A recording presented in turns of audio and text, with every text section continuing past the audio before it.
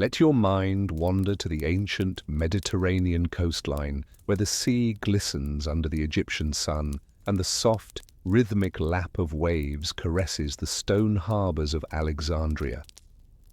Long before Cleopatra's name would be whispered through marble, halls in Rome, or etched into the myths of kings and conquerors, she was just a child, small, observant, and already shaped by a world teetering between ritual and instability. She was born in 69 BCE into a world that appeared dazzling on the surface but was quietly worn at the edges. Her birthplace was not a village of dust and camels, as some might imagine, but the most cosmopolitan city in the eastern Mediterranean, Alexandria. Founded by Alexander the Great and ruled for nearly 3 centuries by his Greek successors, the city was a strange hybrid of cultures, languages, and gods. Streets buzzed with traders, philosophers, Jewish scribes, Egyptian priests, and Macedonian officials. Greek was spoken in the palaces, but the walls themselves stood upon Egyptian soil, and the pulse of the Nile was never far behind. The Ptolemaic palace, where Cleopatra first opened her eyes to the world, was a sprawling compound near the harbour, part royal residence and part administrative capital. It was no small structure. It housed not only her immediate family, but layers of extended relatives, bureaucrats, tutors, guards, priests, cooks, physicians, and an ever-changing cycle of foreign visitors. But for all its grandeur, life inside those stone walls was not always glamorous. It was structured, ritualized, repetitive. In the early mornings, before the sun had fully climbed over the rooftops, the corridors of the palace would begin to stir. You could hear the faint sound of sandals on stone and the sweep of reed brooms across mosaic floors. Servants would move silently, lighting oil lamps and preparing the royal bathhouse. It was in this rhythm, as dependable as the sunrise, that young Cleopatra began her days. She would rise with the rest of the household and be bathed by trusted attendants.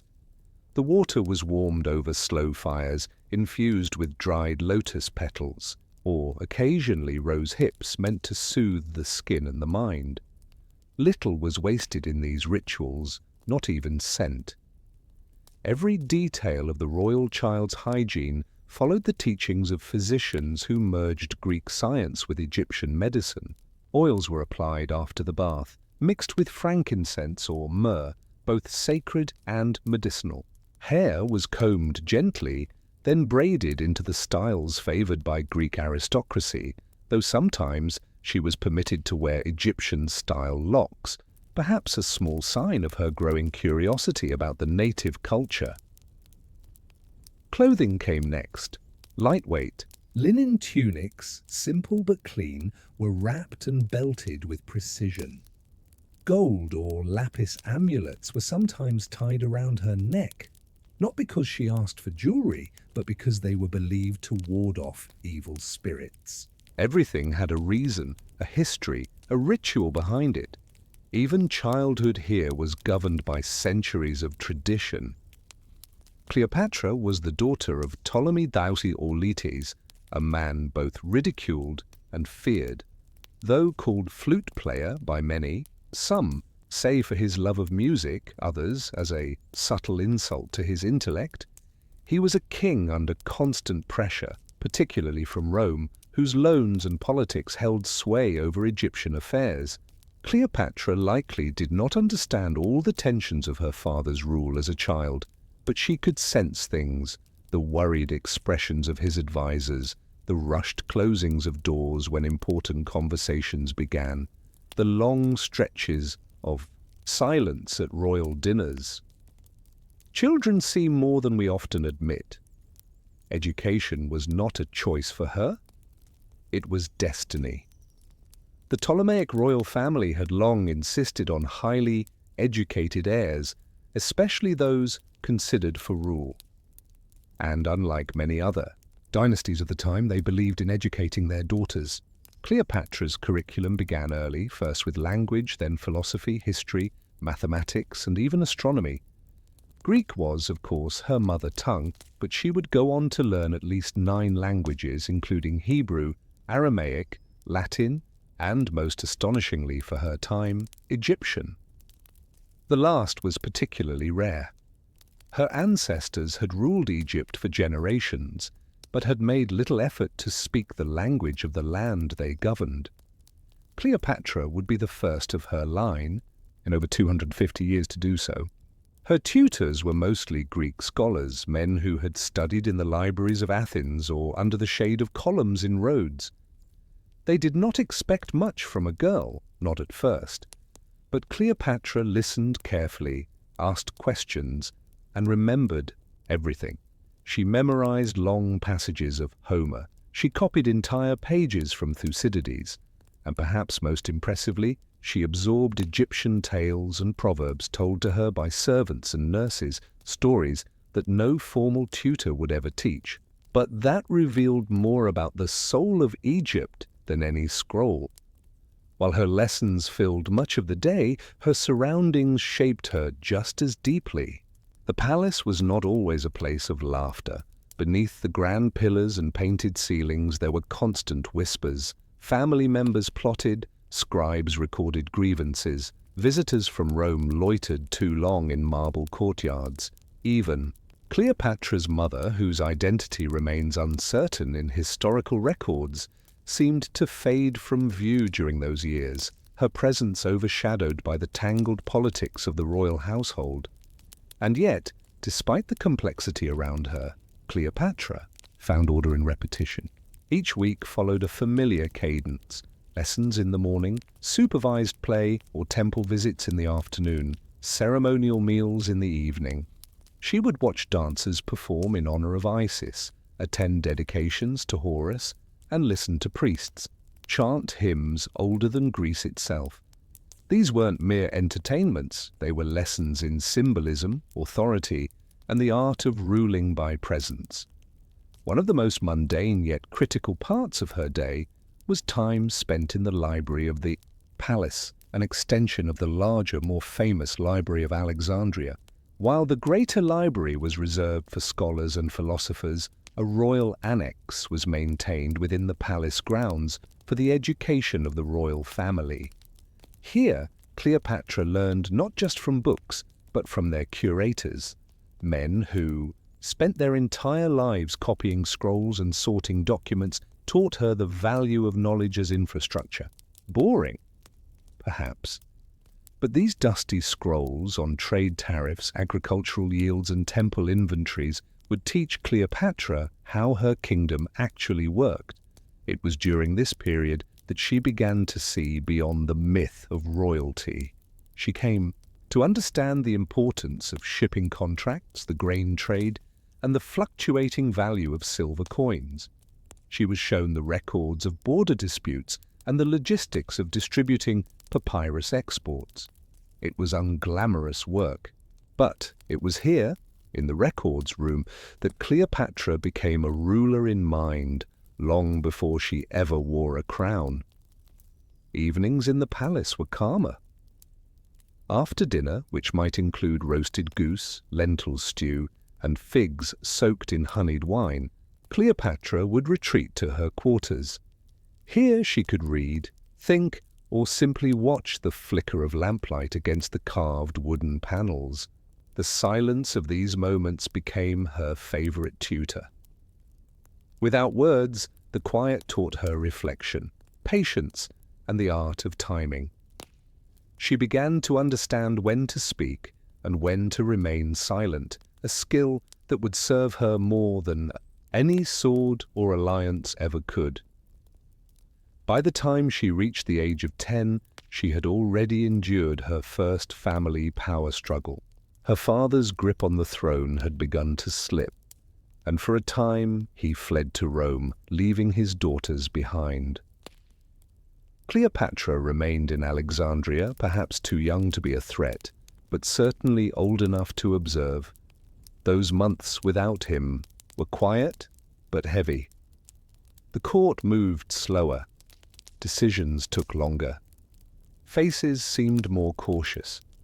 and Cleopatra watched it all, quietly absorbing how power shifted in his absence. It was during these years that she began to form her own ideas about leadership, not from inspiration or bold dreams, but from observation.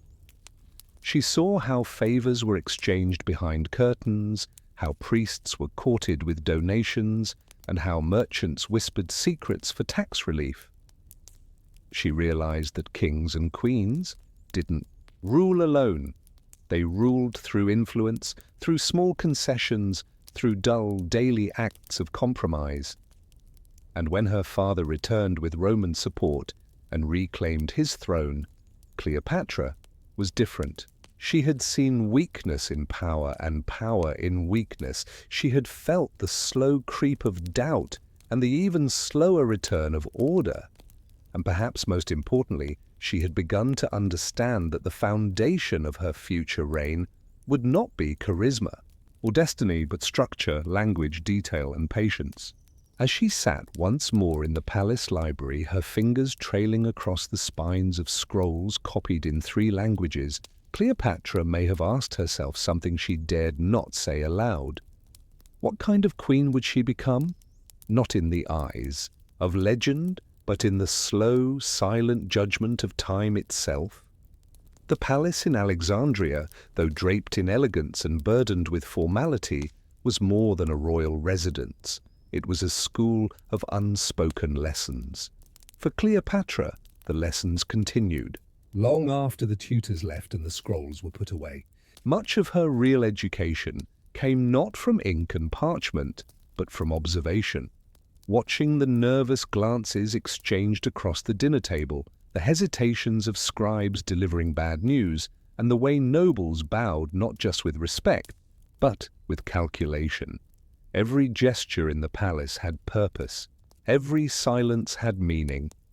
It was in this setting that Cleopatra moved into her adolescence, those strange, in-between years where a child disappears and a ruler begins to form, slowly, layer by layer. She was not being trained to be a symbol, but a functioning monarch. No illusions of fairy tales clouded her view. She understood that ruling Egypt meant dealing with inventory ledgers, agricultural forecasts, and temple donations as much as it meant wearing crowns and delivering speeches. One of her daily responsibilities was attending council observations. Though technically still too young to contribute, Cleopatra was permitted to sit in on minor court sessions and economic briefings. These were not lively gatherings.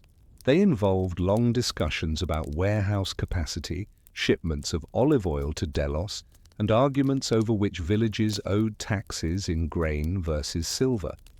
Most children would have grown restless within minutes. But Cleopatra paid attention. She noticed how a single miscalculation in the grain reserve reports could spark famine fears. She began to ask questions, not in public, but later in private, to her tutors and advisors. Why did this man disagree with the priest's estimate?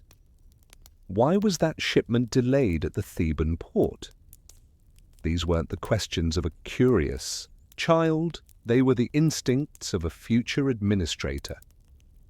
Outside of these formal observations, Cleopatra spent more time with the Egyptian caretakers and servants who maintained the palace's daily life. Unlike many of her Macedonian relatives, she didn't treat them as invisible. In fact, she often sat with them during temple days, asking questions about their gods, their customs, their language. She listened to the stories they told one another, the small rituals they followed in the kitchen, the folk remedies they believed in when illness struck. It was in these moments that Cleopatra began to see Egypt not as a place to rule, but as a people to understand. Her knowledge of the Egyptian language expanded rapidly, and she began to surprise even her attendants by responding to them fluently. In private, many began to whisper about her as different from the others, more curious, more respectful.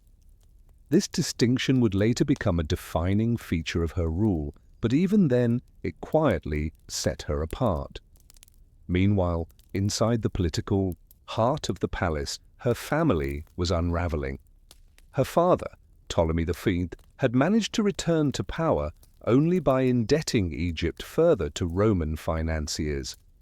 Each month, new agreements were signed, and Cleopatra began to hear names like Pompey and Crassus more often than those of her own uncles. She understood that the price of her father's throne was being paid in interest, both financial and political. Egypt's independence, once as firm as the stones of the pyramids, was slowly eroding under the tide of Roman gold. At night, she would retreat to her chambers and write in silence. The palace allowed for private scribes, but Cleopatra preferred to write her own notes, small observations, sometimes written in Greek, other times in Egyptian. These weren't the writings of prophecy or strategy, but the musings of a young woman trying to understand the storm forming around her. "They speak of Rome as if it is the sun," she once noted in a surviving fragment, "but the sun can burn as easily as it can warm." One of her few emotional reprieves came in the palace gardens. Tucked away from the public eye, these cultivated spaces were lush with figs, palms, and fragrant herbs. There, she could walk without attendants, barefoot at times, listening to the gentle trickle of fountains and the occasional rustle of ibises nesting in the branches. The gardens weren't vast, but they were sacred to her, a place of quiet, where she could untangle the thoughts the council rooms left behind. As she sat once more in the palace library, her fingers trailing across the spines of scrolls copied in 3 languages, Cleopatra may have asked herself something she dared not say aloud. What kind of queen would she become? Not in the eyes of legend, but in the slow, silent judgment of time itself. The palace in Alexandria, though draped in elegance and burdened with formality, was more than a royal residence. It was a school of unspoken lessons. For Cleopatra, the lessons continued. Long after the tutors left and the scrolls were put away, much of her real education came not from ink and parchment, but from observation. Watching the nervous glances exchanged across the dinner table, the hesitations of scribes delivering bad news, and the way nobles bowed not just with respect, but with calculation. Every gesture in the palace had purpose. Every silence had meaning. It was in this setting that Cleopatra moved into her adolescence, those strange in-between years where a child disappears and a ruler begins to form, slowly, layer by layer. She was not being trained to be a symbol, but a functioning monarch. No illusions of fairy tales clouded her view. She understood that ruling Egypt meant dealing with inventory ledgers, agricultural forecasts, and temple donations as much as it meant wearing crowns and delivering speeches. One of her daily responsibilities was attending council observations. Though technically still too young to contribute, Cleopatra was permitted to sit in on minor court sessions and economic briefings. These were not lively gatherings. They involved long discussions about warehouse capacity, shipments of olive oil to Delos, and arguments over which villages owed taxes in grain versus silver. Most children would have grown restless within minutes, but Cleopatra paid attention. She noticed how a single miscalculation in the grain reserve reports could spark famine fears. She began to ask questions not in public, but later in private, to her tutors and advisors. Why did this man disagree with the priest's estimate? Why was that shipment delayed at the Theban port? These weren't the questions of a curious child, they were the instincts of a future administrator. Outside of these formal observations, Cleopatra spent more time with the Egyptian caretakers and servants who maintained the palace's daily life. Unlike many of her Macedonian relatives, she didn't treat them as invisible. In fact, she often sat with them during temple days, asking questions about their gods, their customs, their language. She listened to the stories they told one another, the small rituals they followed in the kitchen, the folk remedies they believed in when illness struck. It was in these moments that Cleopatra began to see Egypt not as a place to rule, but as a people to understand. Her knowledge of the Egyptian language expanded rapidly, and she began to surprise even her attendants by responding to them fluently. In private, many began to whisper about her as different from the others, more curious, more respectful. This distinction would later become a defining feature of her rule, but even then it quietly set her apart.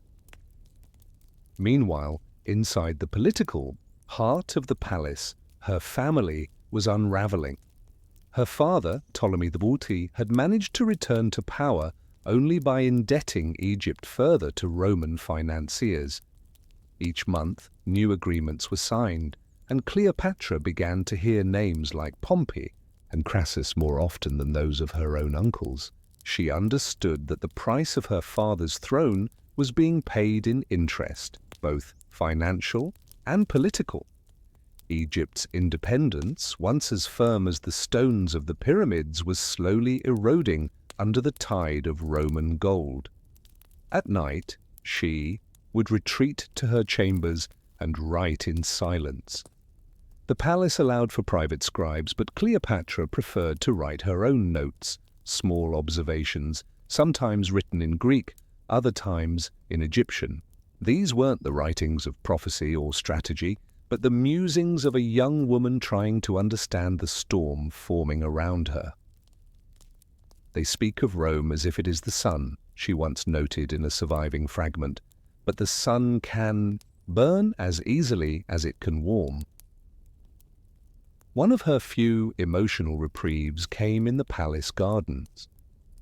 Tucked away from the public eye, these cultivated spaces were lush with figs, palms and fragrant herbs. There she could walk without attendants, barefoot at times, listening to the gentle trickle of fountains and the occasional rustle of ibises nesting in the branches. The gardens weren't vast, but they were sacred to her, a place of quiet where she could untangle the thoughts the council rooms left behind. But she was ready. Not because she was dramatic or born for glory, but because she had spent years quietly learning how Egypt worked, how tax records revealed discontent, how temple relations could preserve legitimacy, how language could bridge or burn empires. Her first decrees bore both her name and her brother's, but her voice rang clearly in every line. She prioritized repairing relations with the Egyptian clergy, easing the burden on farmers still reeling from bad harvests, and opening limited trade with Cyrene to stabilize the western border. And even then, as unrest stirred once more and rival factions began to circle, Cleopatra held to what she had always known, that real power lies not in being seen, but in being prepared. As she looked out one evening across the harbor, ships rocking softly against the dock, scrolls piled behind her, and the flicker of oil lamps glowing across marble floors, she must have wondered again, would the world remember how her story began? Not with a crown, but with the quiet rustle of scrolls and the weight of duty few could see. There's something eerily still about transitions, when childhood ends, but adulthood hasn't fully arrived. That's the space Cleopatra stepped into as co-ruler of Egypt. Not yet the commanding figure the world would remember, she was still navigating a kingdom where every corridor echoed with whispers and every decision, no matter how minor, carried risk. Egypt didn't wait for her to grow into her role. It demanded she rule at once, with clarity, patience, and an unsettling awareness of the dangers inside her own home. At just 18 years old, Cleopatra's name appeared beside her younger brother Ptolemy III on official documents, decrees, and temple offerings. The illusion of joint rule masked a fragile balance. While the young king had legal standing, Cleopatra had the intellect, the public presence, and the favor of key advisors. It was a formula ripe for fracture. Within the palace, tension thickened. Factions began forming like storm clouds.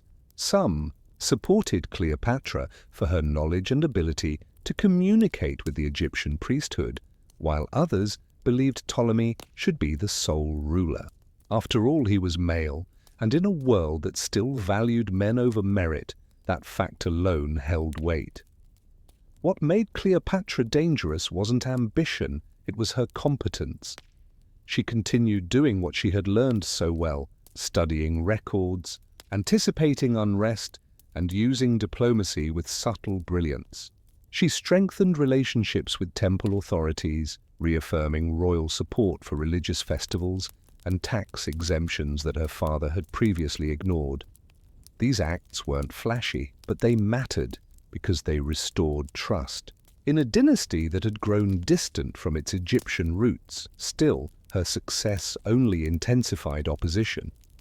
The palace court grew colder, loyal advisors were replaced, guards were shifted, communications between Cleopatra and key military leaders were intercepted or delayed. She was being boxed in, quietly, systematically, and then came exile.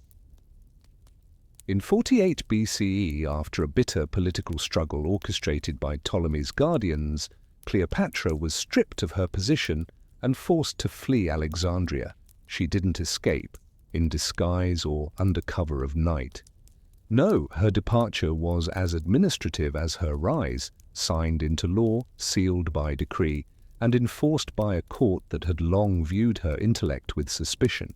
She withdrew eastward, possibly to Syria, with a small group of loyal followers. The girl who had once walked the polished halls of Alexandria barefoot through palace gardens was now living in temporary quarters, planning her return. This was the true beginning of her reign, because exile didn't silence Cleopatra, it refined her. Far from the grandeur of court life, she focused on building support from regional allies and mercenaries. Her strategy was simple: use her deep understanding of Egyptian politics to convince others she was the only ruler capable of bringing stability. The process was slow, meetings were quiet, supplies were limited, but she persisted, and then fate intervened. Rome, whose shadow had loomed over Egypt for decades, arrived not as an envoy but as a whirlwind. Civil war had broken out between Julius Caesar and Pompey. The Mediterranean had become a chessboard of alliances, betrayals, and shifting power. Egypt, wealthy, strategically located, and politically divided, was the perfect place for a Roman victory to pivot. Pompey arrived first, seeking refuge from Caesar's advancing forces, but Ptolemy's advisors, hoping to curry favor with the likely victor, had Pompey murdered on the shores of Egypt. His decapitated body was presented to Caesar as a gruesome offering. It backfired. Caesar was disgusted, not because he loved Pompey, but because Rome believed in the spectacle of power. Even enemies deserved a grand defeat. Quiet assassination was cowardice. Caesar entered Alexandria not with thanks, but with soldiers. This was Cleopatra's moment. She knew Caesar was not just a general, he was a tactician, a man who valued intelligence, and a political animal. So she planned her return, not with fanfare, but with story. In what would become one of the most retold anecdotes of her life, Cleopatra had herself smuggled into the royal palace concealed in a rolled-up rug or bed sack. Accounts vary. The gesture wasn't only theatrical, it was psychological. Caesar, surprised by her entrance, encountered not a desperate exile, but a confident, articulate queen who spoke his language, literally and figuratively. That meeting was not love at first sight. It was calculation meeting opportunity. She appealed to Caesar's ego, his politics, his vision for a new Roman order. And he, intrigued by her intellect, her linguistic skill, and her grasp of realpolitik, chose to support her. Together they returned to the question of Egyptian rulership. Caesar ordered that Cleopatra and her younger brother be restored to joint rule, as her father had intended. But of course, such decisions didn't unfold cleanly. Civil unrest erupted in Alexandria. Ptolemy VIII's supporters resisted. Riots broke out. Battles raged in the city streets and near the harbour. Through it all, Cleopatra remained composed. She worked alongside Caesar, offering strategic insight into the city's layout, local factions, and logistical challenges. She was not a spectator to her own restoration. She was its architect. After months of siege, Ptolemy XIII was defeated, reportedly drowning in the Nile while trying to flee. Cleopatra was now queen in name and in truth, sharing power nominally with another younger brother, Ptolemy XIV, to satisfy tradition. But everyone knew Cleopatra was now the sovereign voice of Egypt. She returned to her duties with a sharpened focus. The city had suffered during the conflict. Trade was disrupted, temples had been looted, food stores depleted. Cleopatra launched a campaign of quiet restoration. She personally reviewed market regulations, met with representatives of the granaries, and negotiated with Roman officers to stabilize Alexandria. She also began a rebuilding of image. Statues were commissioned, decrees were inscribed in both Greek and Egyptian. Offerings were made to local deities with theatrical generosity. Her goal was not just to reign, it was to reassure. Egypt needed a queen who understood both ritual and realism, and Cleopatra had mastered both. But even as she settled into power, she did not forget what had led to her exile. She had learned that royal authority was only as strong as the alliances beneath it, so she doubled down on relationships with the Egyptian priesthood, the merchant class, and even with Rome itself. Her partnership with Caesar continued, and it wasn't long before she bore him a son. Ptolemy XV, Philometor Caesar, known to history as Caesarion. That too was a political move. Not just motherhood, but symbolism, a child of Egypt and Rome, a living alliance. But even in this victory, Cleopatra remained cautious. Her reign would still be threatened by external politics, internal rivals, and the unpredictable tides of Roman ambition. Her strength lay not in spectacle, but in the slow, often invisible labor of rulership. She continued to walk the palace gardens, now reconstructed after the war. She still read through scrolls late at night, still watched harvest, records, listened to grain forecasts, and tracked rumors in temple courts. The grandeur of her title meant little to her. What mattered was control, and the quiet confidence that comes from knowing every detail of one's kingdom. If you had seen her in those early years, sitting on a sunlit balcony, dictating a letter in Greek while an Egyptian servant recited news from the provinces, you might not have guessed she would go on to challenge the Roman Empire. She didn't look like a conqueror, she looked like a librarian. And yet, through routines that began in a childhood bath scented with lotus, to the long evenings copying scrolls by lamplight, Cleopatra had built something extraordinary, the mind of a ruler prepared not just for thrones, but for storms. Her early life, often dismissed as a prelude to the drama that followed, was in fact the blueprint of everything that made her powerful. In patience, she learned resilience. In observation, she learned timing. And in silence, she learned how to speak so that others would listen. Centuries later, poets would write of her eyes, painters of her beauty, and dramatists of her deaths and lovers. But perhaps the true story lies not in the myths, but in the mundane.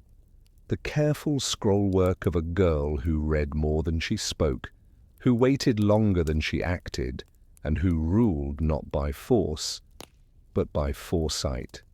And so, as the light of morning rose again over the palace in Alexandria, just as it had every day of her childhood, Cleopatra prepared for what would come, not with fear, but with the quiet certainty of someone who had been practicing her entire life.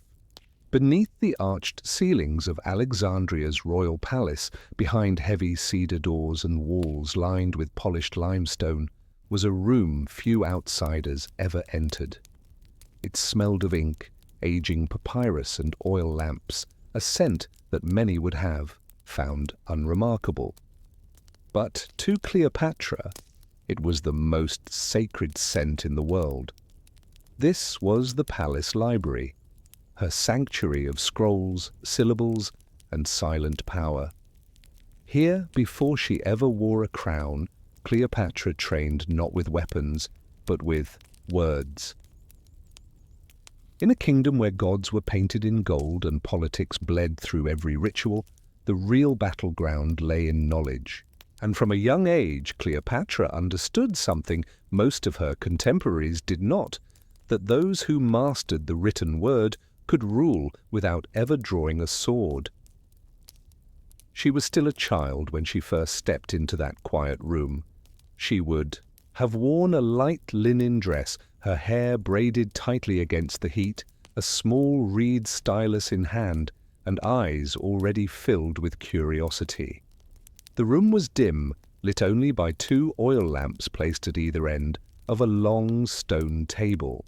Scrolls were stacked carefully in clay jars and shelves, each marked with symbols denoting topic, language, and region, mathematics from Babylon, astronomy from Carthage, poetry from Athens, healing texts from India. This wasn't the famous Library of Alexandria, the colossal wonder built for scholars and philosophers. That one was just across the royal quarter. But even the private annex within the palace contained hundreds, perhaps thousands of works. Many of these were not grand philosophical treatises. They were practical scrolls, agricultural records, tax decrees, inventories of temple offerings, translated speeches from Greek orators, and religious hymns copied dozens of times. Mundane? Perhaps.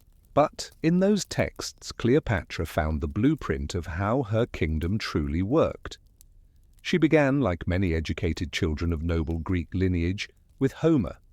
The Iliad and Odyssey were staples, but unlike her peers, Cleopatra didn't just recite them to please her tutors. She questioned them.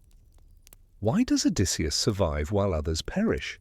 she once asked, interrupting a reading session. "Is it luck or intelligence or something else?" Her tutor at the time, an elderly man named Philocrates, merely smiled and said, "Ask the scroll. It may not answer, but it will listen." That line stuck with her. Over time, her appetite for knowledge grew ravenous. Most Ptolemaic royals stopped at Greek and perhaps Latin. Cleopatra demanded more. She studied Hebrew texts borrowed from scholars in the Jewish quarter. She had early exposure to Sanskrit ideas brought westward through Persian intermediaries, and most shockingly for her Macedonian court, she insisted on reading Egyptian documents in their original form. Her study of hieroglyphs began quietly. At first, she asked a servant to translate scraps of text found in temple offerings. When that wasn't enough, she requested formal instruction, an unusual move for a princess. Hieroglyphs weren't just difficult. They were layered in symbolism with different forms for sacred and common usage. But Cleopatra persisted. She wanted to understand what her people believed, not through translation, but directly. That act alone began to change how she was seen by the Egyptian elite. Outside the palace, news of her unusual interests began to spread. Temple scribes in Thebes were reportedly shocked to receive inquiries from a royal tutor requesting specific hymns to Isis and Osiris. Merchants returning from Memphis brought tales of a young princess who could recite Egyptian legal customs better than some local officials. Even Roman envoys made note of her academic habits. One letter from a Roman diplomat, preserved in fragments, described her as more scholar than sovereign, dangerously clever. But inside the palace, Cleopatra's thirst for scrolls wasn't always applauded. Some of her own relatives viewed it as indulgent. "A ruler must speak, not read," her uncle once quipped at a court gathering. Cleopatra said nothing in response, but later that evening she quietly corrected a tax dispute using a precedent she had read in a dusty legal record from 40 years prior. Her decision was swift, fair, and legally airtight. The court stopped questioning her diligence after that. Her daily life soon followed a rhythm. Mornings with court tutors reviewing political theory and law, afternoons in the library passing, treaties and shipping manifests, evenings reading poetry or philosophical dialogues, sometimes aloud to her handmaidens, sometimes in silence. While others played ceremonial music or rehearsed rituals, Cleopatra read quietly beneath the flickering lamp, the ink of forgotten empires staining her fingers. Among her favorite texts was a collection of translated Persian letters written by satraps, governors, and royal consorts. These were not grand declarations, but simple records of how to manage harvest shortages, calm rebellious provinces, or negotiate with distant allies. Cleopatra studied these documents not for entertainment, but for strategy. In their dry formalities, she saw mirrors of the choices she might one day face. What crops to prioritize in a drought? How to interpret an omen without offending priests? When to forgive a rebellious noble and when to exile them? She also learned about war, not through tales of bravery, but through logistical scrolls. She understood the importance of river transport during flood season, how long it took to train a cavalry horse, and how temple festivals could be used to gather troops under the pretense of religion. For her, knowledge wasn't abstract, it was weaponized. One scroll in particular changed her thinking entirely. It was a battered copy of a Carthaginian diplomatic guide smuggled into Alexandria decades earlier. The author, unknown, outlined the art of speaking differently to each foreign power. To the Romans, appeal to legacy, to the Syrians, to stability, to the Nubians, to trade, to the Greeks, always speak of glory. Cleopatra copied the entire scroll by hand, not because it was assigned, but because she believed in its utility. As she matured, the library became her inner court.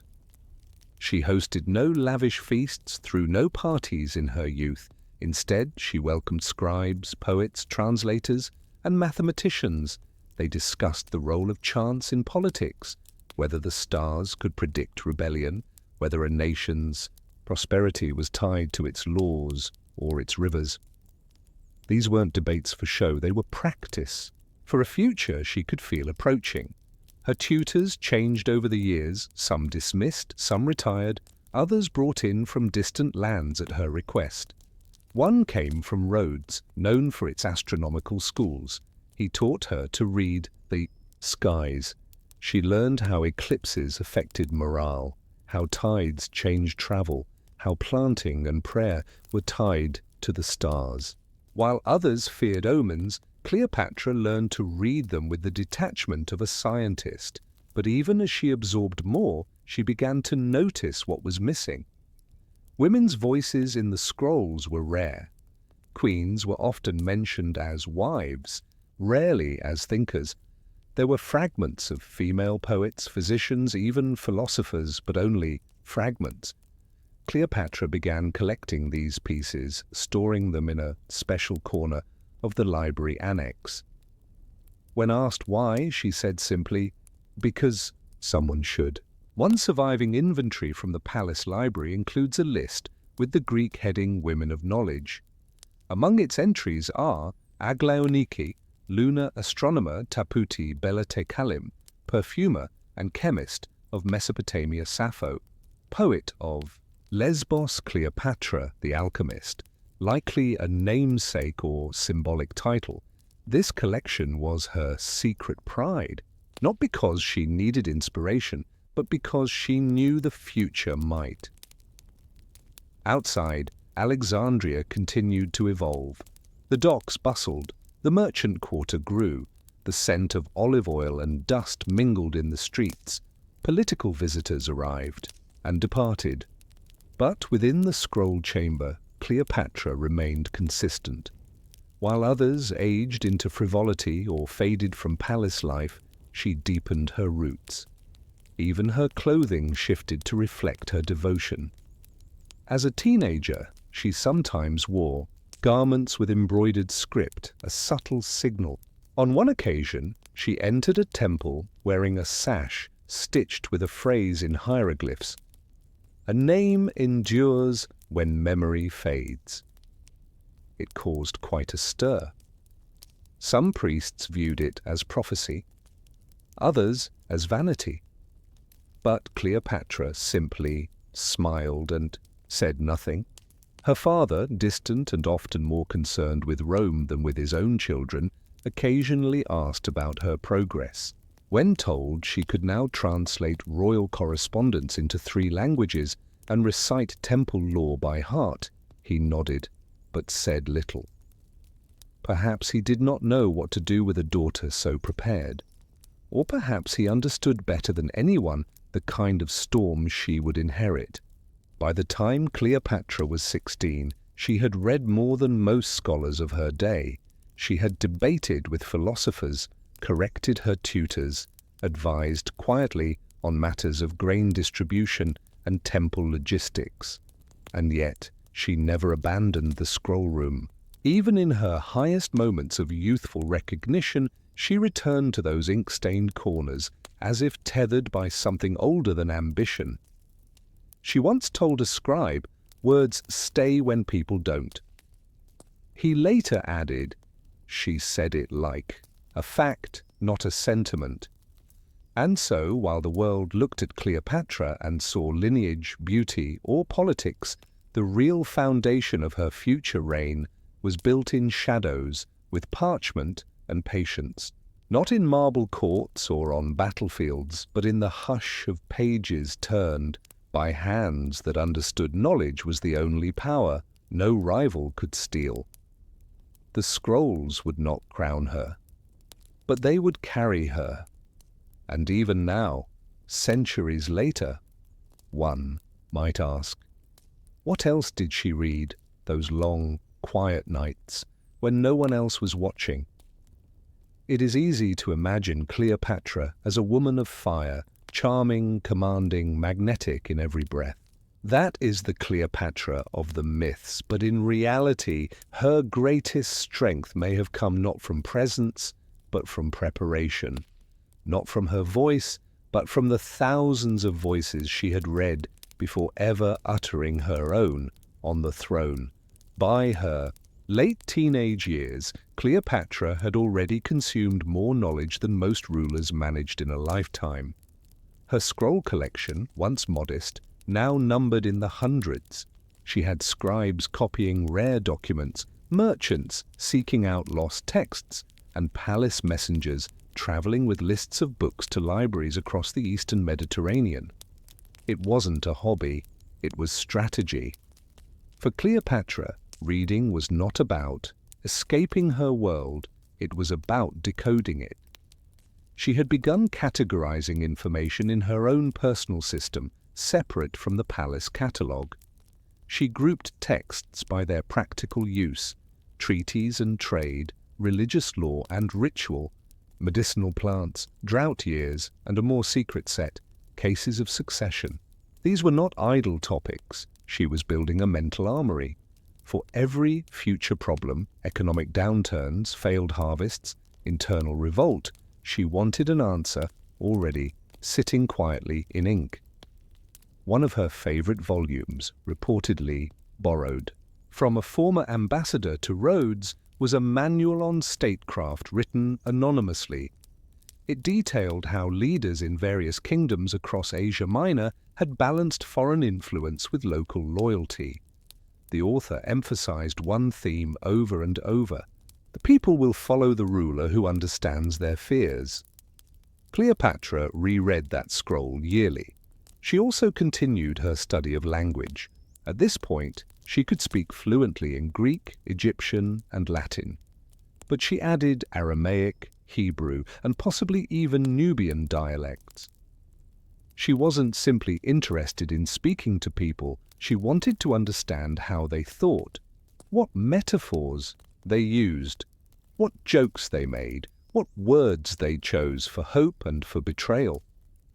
Language, she realized, was not just a tool, it was a map of culture, and she would use it to navigate every conversation that lay ahead. But not all of her learning came from scrolls. She often invited storytellers, farmers, and elderly temple workers to speak with her, unofficially. These weren't formal interviews, they were casual conversations over fruit, wine, or even during walks through the gardens.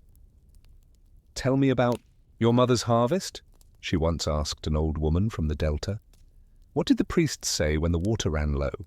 The woman answered with a story about crocodiles, candles, and blessings whispered into clay pots. It had nothing to do with politics, but Cleopatra understood the real message. When the Nile failed, people turned not to kings, but to rituals. She made a note of it in her private journal. Years later, during a severe drought, she would quietly fund multiple regional festivals to the Nile gods, keeping public faith intact while the palace worked behind the scenes to redirect grain from overstocked warehouses. That was how she ruled, reading first, then acting. The men in her court, meanwhile, debated alliances with Rome, tax policies, or temple disputes. Cleopatra debated too, but in her mind, she weighed not just the surface of issues, but the layers beneath them. A noble complaining about temple taxes? She'd already read 5 historical precedents and knew which priesthoods had rebelled in past generations. A merchant asking for port access? She had memorized wind currents, seasonal cargo volumes, and the tolls needed to balance the treasury. She saw the world like a text, and she had learned how to read between the lines. One evening, while reviewing her growing archive of agricultural records, she noticed a pattern. Provinces that had better temple relations tended to report higher harvest yields. At first, it seemed like coincidence, but she dug deeper, comparing flood patterns, priestly influence, and even local festivals. It became clear where religion and governance worked together, communities were more stable, more cooperative, more prosperous. So she began drafting new guidelines for regional governors, suggesting they involve local priests in administrative councils, not officially, but in an observational role.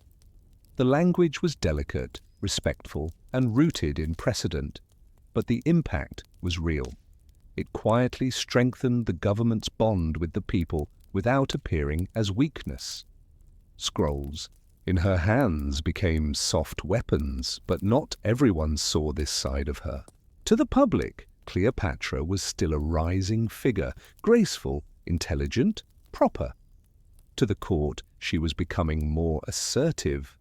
And to her political rivals, she was dangerous in a way that was hard to define.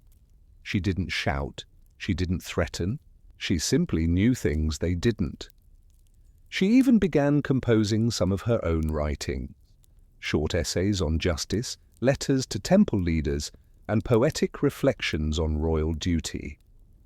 One of her surviving fragments reads, "The lioness does not announce her hunger. She waits, watches, and chooses. Her strength lies in silence until the moment comes." It was not bravado. It was how she lived. Despite her growing confidence, Cleopatra remained cautious. She knew her family's history, how Ptolemaic siblings had turned on one another, how court alliances shifted like desert wind. That's why she kept her scrolls close and her knowledge closer. She understood that information was currency, and in a palace full of debts and favors, it could mean survival. Her passion for learning began to draw attention beyond Egypt. Scholars from across the region sought audience with her. One from Pergamon brought a scroll detailing medicinal uses of rose oil. Another from Athens debated whether the soul could influence disease. These weren't just intellectual exercises. Cleopatra wanted to build networks with the academic minds of her time, people who could offer insight that might later serve the crown. One scholar, a mathematician from Syracuse, introduced her to a theory about water distribution based on slope gradients and gravity-fed channels. Cleopatra listened closely. She saw its potential not as theory, but as policy. She later funded the repair and extension of water systems in arid districts, citing safety and ritual cleanliness as the reasons. The priests approved it. The people welcomed it, and public health quietly improved. Scrolls taught her the logic. But it was her mind that made them matter. Still, not all knowledge could protect her. Her father, Ptolemy the Phocene, continued to rely on Rome for security. As Roman influence deepened, Cleopatra took it upon herself to study Roman law, customs, and history. She read about their founding myths, their Senate procedures, their taxation strategies. She wanted to understand not just their military strength, but their thinking. She read accounts of Roman uprisings, legal disputes, and failed governors. She made careful notes on the personalities of rising Roman figures, Pompey, Crassus, Caesar. She even studied Roman funeral rites, not out of curiosity, but because it revealed how they viewed death, honor, and legacy. For Cleopatra, these were keys to diplomacy. She began drafting letters, never sent, addressed to fictional Roman senators. In them, she practiced negotiating terms, flattering egos, and offering alliances. She wasn't pretending, she was rehearsing. For the future, because she knew eventually Rome would come closer than letters, and she intended to be ready. Within her private library, she stored one scroll differently from the others. It was written in both Greek and Egyptian, and its contents were a detailed map of Egypt's trade routes, including alternate grain paths during flood seasons. It wasn't a secret document. But Cleopatra treated it as if it was sacred, because in it she saw the pulse of her nation, its lifeblood, its arteries. If Rome ever wanted to weaken Egypt, they would strike the grain first. She prepared accordingly. She commissioned a secondary scribe to begin duplicating critical knowledge, medical texts, trade records, weather data, temple calendars, not for posterity, for preservation. She instructed him to store these copies in a discreet location far from the palace. Just in case, she said, just in case of fire, just in case of revolt, just in case of Rome. It was during this time that she also began practicing her own version of code, embedding private thoughts in formal letters, writing in double meanings, sometimes using foreign metaphors to disguise political warnings. She was turning writing into an art of survival. One advisor once told her, "You write like a general marches." She replied, "Then may my ink leave fewer bodies behind." As her knowledge grew, so did her confidence in herself as a future ruler, not just in title, but in ability. She no longer doubted her mind. She knew how to read people, read problems, and read patterns in history. She had trained her instincts as others trained their armies, and as her father's health declined, she quietly prepared for a future she could now see more clearly than anyone else.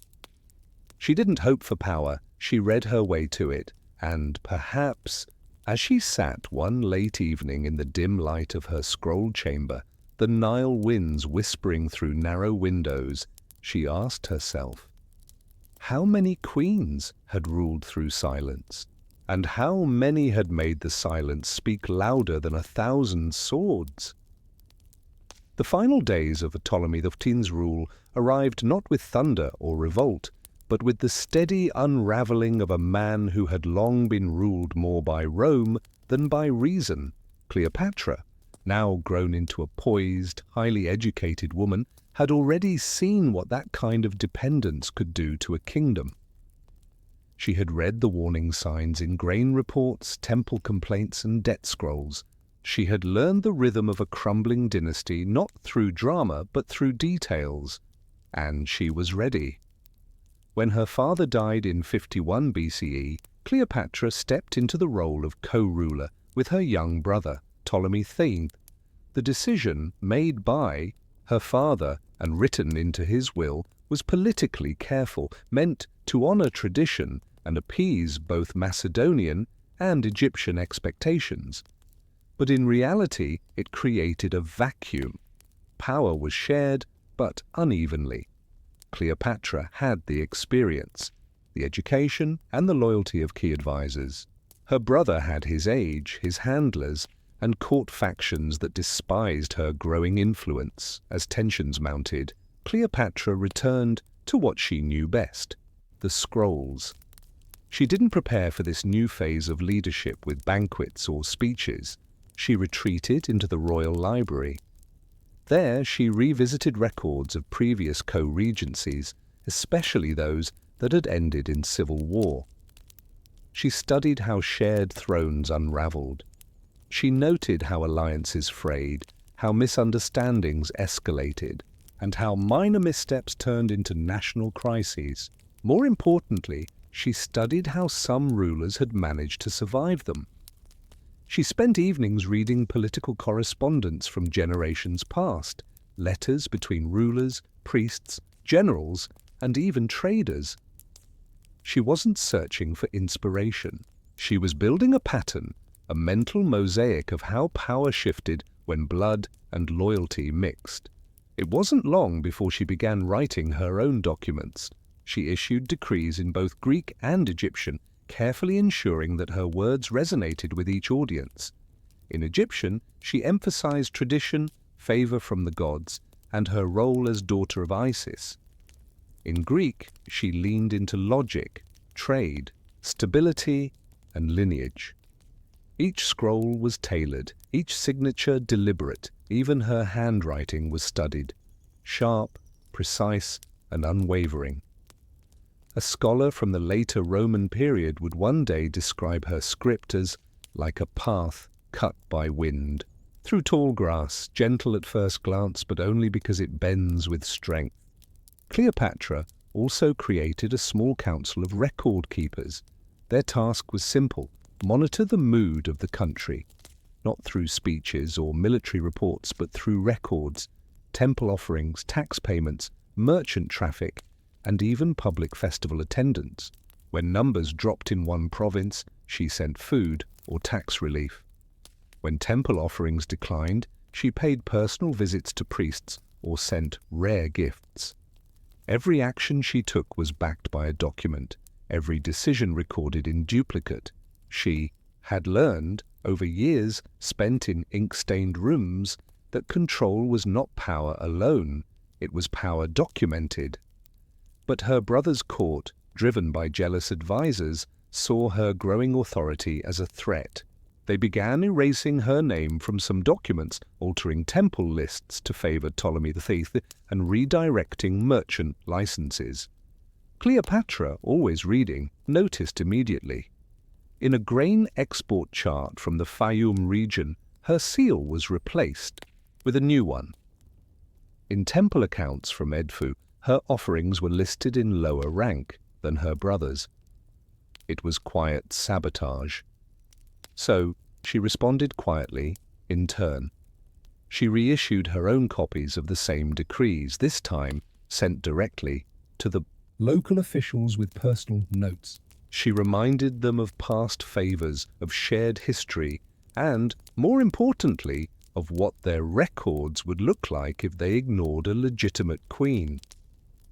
She wasn't threatening, she simply asked questions. Would the gods be pleased to see Isis's daughter diminished in her own land? Would the Nile continue to favor a province that forgets its true protector? In the ancient world, reputation traveled faster than armies. Cleopatra's strategy wasn't to shout over her rivals, but to outdocument them.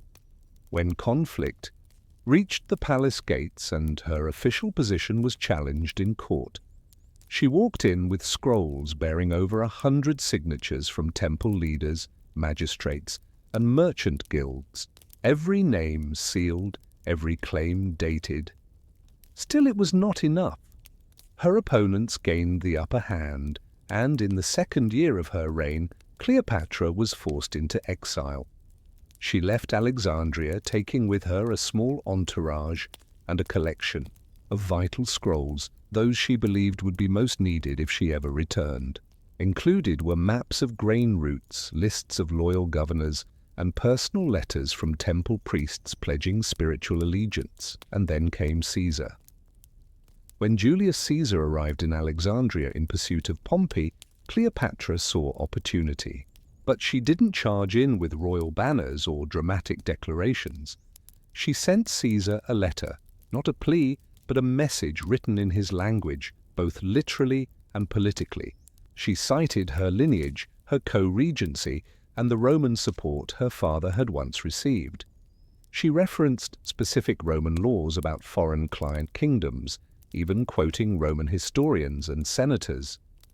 When she finally appeared before Caesar, famously smuggled into the palace, it was not just her beauty or charm that won him over. It was her preparation. She could speak to him in Latin. She knew Roman politics better than some Roman governors. She referenced scrolls he recognized, authors he admired, even military strategies from Roman campaigns.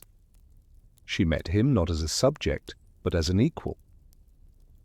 In the following weeks, as Caesar mediated between Cleopatra and her brother's supporters, she continued writing. Her scrolls were everywhere, petitions, proclamations, ceremonial oaths. She reinstated her full title in temple inscriptions. She sent announcements to the priesthood explaining her return as an act of divine restoration.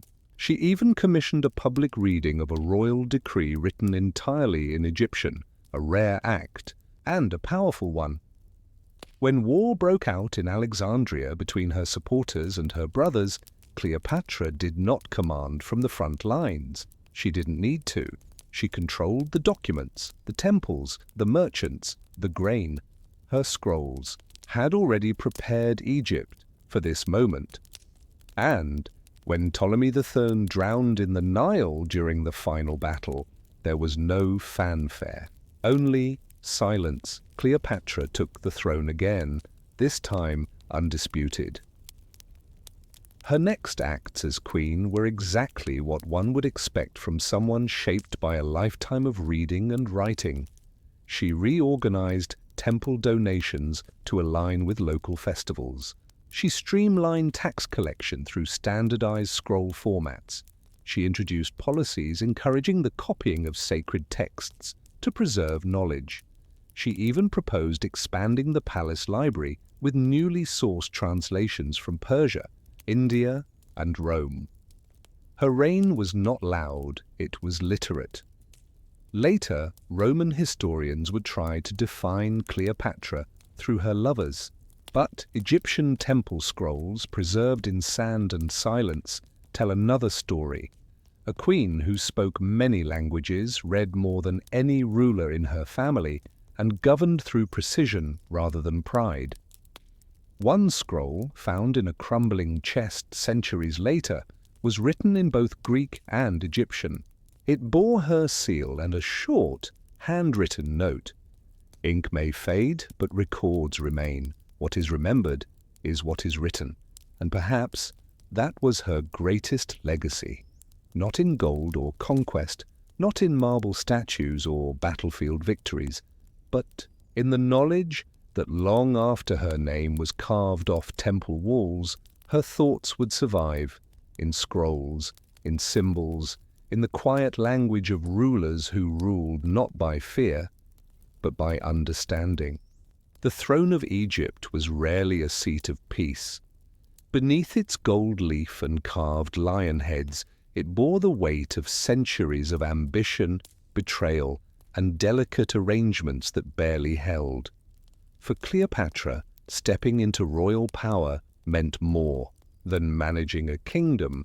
It meant navigating a family where blood ties were more dangerous than open enemies. The palace was beautiful, yes, but it was also a battleground. And in her siblings, Cleopatra found not comfort, but constant caution. To understand the burden she carried, one must first understand the world she inherited. The Ptolemaic dynasty, descended from one of Alexander the Great's generals, had ruled Egypt for nearly 300 years. But their tradition was not unity, it was survival. Each generation fought to hold power through marriages, co-regencies, and assassinations. Brothers married sisters. Sisters competed with nieces. Uncles seized the throne from their nephews. There was no concept of safe family in this house of rulers. By the time Cleopatra was born, this chaos had calcified into routine. Her father, Ptolemy Dashi, Auletes, ruled shakily, kept on the throne mostly by Rome's approval and Egypt's patience. He had multiple children, but not a clear succession plan. Cleopatra, intelligent and observant, quickly learned that her siblings were not playmates. They were potential threats, or tools for other threats to use. Her most notable rivals were three: her younger brother, Ptolemy III, her sister, Arsinoe IV, and her even younger brother, Ptolemy XIV. Each would, at different times, be elevated beside her, then turned against her, manipulated by court factions who feared Cleopatra's growing independence and popularity. What made her dangerous in their eyes was not ambition, but competence. When her father died in 51 BCE, he left the throne to Cleopatra and Ptolemy III as co-rulers. Cleopatra was 18, Ptolemy III was 10. It was, on paper, a partnership. In reality, it was a countdown. At first, Cleopatra attempted to fulfill the will. She issued decrees in both their names, posed with him in public ceremonies, and allowed his face to be shown beside hers on coinage. But behind closed doors, she led. Her decisions guided Egypt's economy, her letters connected with temples, and her policies eased tensions with the local priesthood. She had the confidence of experience and the respect of scholars. Her brother had the confidence of those who whispered in his ears. Within a year, the situation soured. Ptolemy V's guardians, chief among them a powerful court eunuch named Pothinus, began pushing Cleopatra out. They resented her autonomy, her closeness to Egyptian culture, and her refusal to be controlled.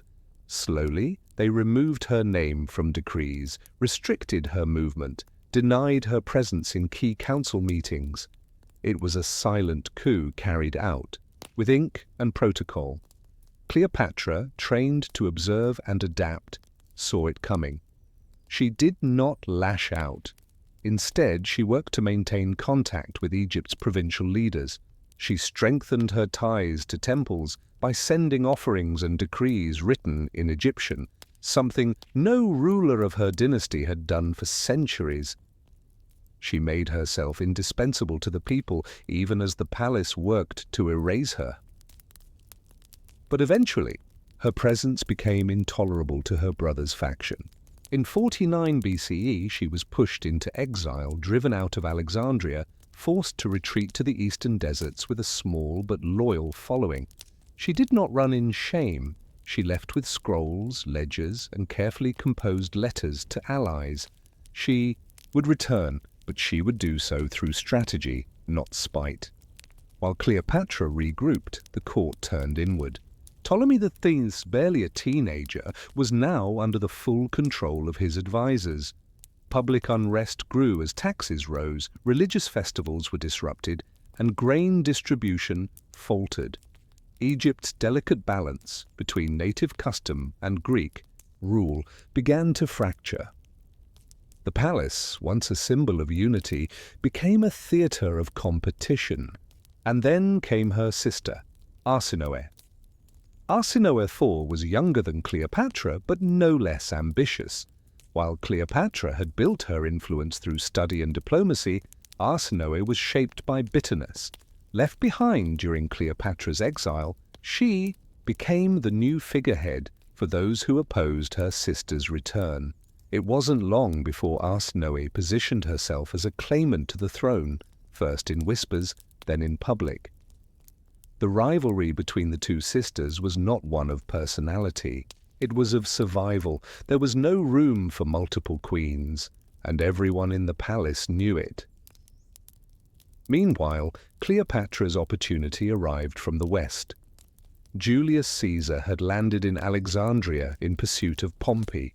He found a divided Egypt, a child king, a hidden queen, and a restless city. When Cleopatra made her famous return, smuggled into the palace in a rolled-up carpet or linen sack, depending on the source, it wasn't for drama. It was for strategy.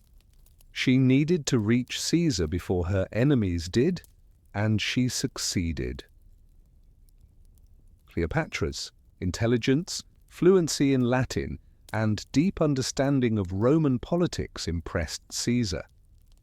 More importantly, she offered him what he needed, a stable Egypt ruled by a competent ally. Caesar sided with Cleopatra, ordering that she and Ptolemy XIII be restored as co-rulers, as her father's will had intended. But Ptolemy and his advisors refused.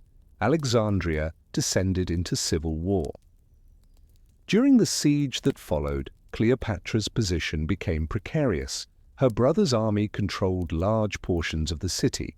Her sister Arsinoe declared herself queen, fled the palace, and aligned with the rebel forces. She even led a faction of the Egyptian army, rare for a woman at the time, and gained temporary control of the royal forces. It was sibling rivalry in its most dangerous form, military, political, and spiritual. Each sister claimed legitimacy. Each had supporters, and each knew the other's weaknesses. The siege ended in tragedy for Cleopatra's brother. Ptolemy the Thief, attempting to flee across the Nile, drowned in the river. His body was later recovered, silent, still dressed in royal robes and mourned by few. Cleopatra, now restored to power, appointed her even younger brother, Ptolemy XIV, as co-ruler. It was ceremonial. Real power was hers. But she understood optics and tradition. It gave her reign legitimacy, at least in name. Arsinoe, however, was not done. Captured by Roman forces and paraded through the streets of Rome during Caesar's triumph, she survived the humiliation. Cleopatra had requested her execution, but Caesar spared her. She was exiled to a temple in Ephesus. And though she no longer posed a military threat, Cleopatra never forgot her. Years later, fearing that Arsinoe might become a rallying point for rebellion, especially after Caesar's assassination, Cleopatra ordered her death. A quiet assassination carried out within temple walls and recorded with little ceremony. There would be no further claimants to her throne, not from her bloodline, not ever again. The burden of royal blood had been paid. Cleopatra's relationship with her surviving brother, Ptolemy XIV, was equally cold. Though they reigned together in name, he played no active role in government. Some sources suggest he may have been poisoned, possibly by Cleopatra herself, when her son Caesarion was old enough to be named co-ruler. Whether true or not, the fact remains, Cleopatra ruled alone for the final years of her life, and she ruled well. But the cost of that power was high. Her childhood had been a training ground. Her siblings, more than rivals, were reflections of what she might have become had she not chosen knowledge, discipline, and diplomacy. Each sibling represented a different path: naivety, bitterness, passivity. Cleopatra had outlasted them all. And then came her sister, Arsinoe. Arsinoe IV was younger than Cleopatra, but no less ambitious. While Cleopatra had built her influence through study and diplomacy, Arsinoe was shaped by bitterness. Left behind during Cleopatra's exile, she became the new figurehead for those who opposed her sister's return. It wasn't long before Arsinoe positioned herself as a claimant to the throne, first in whispers, then in public. The rivalry between the two sisters was not one of personality. It was of survival. There was no room for multiple queens, and everyone in the palace knew it. Meanwhile, Cleopatra's opportunity arrived from the west. Julius Caesar had landed in Alexandria in pursuit of Pompey. He found a divided Egypt, a child king, a hidden queen, and a restless city. When Cleopatra made her famous return, smuggled into the palace in a rolled-up carpet or linen sack, depending on the source, it wasn't for drama, it was for strategy. She needed to reach Caesar before her enemies did, and she succeeded.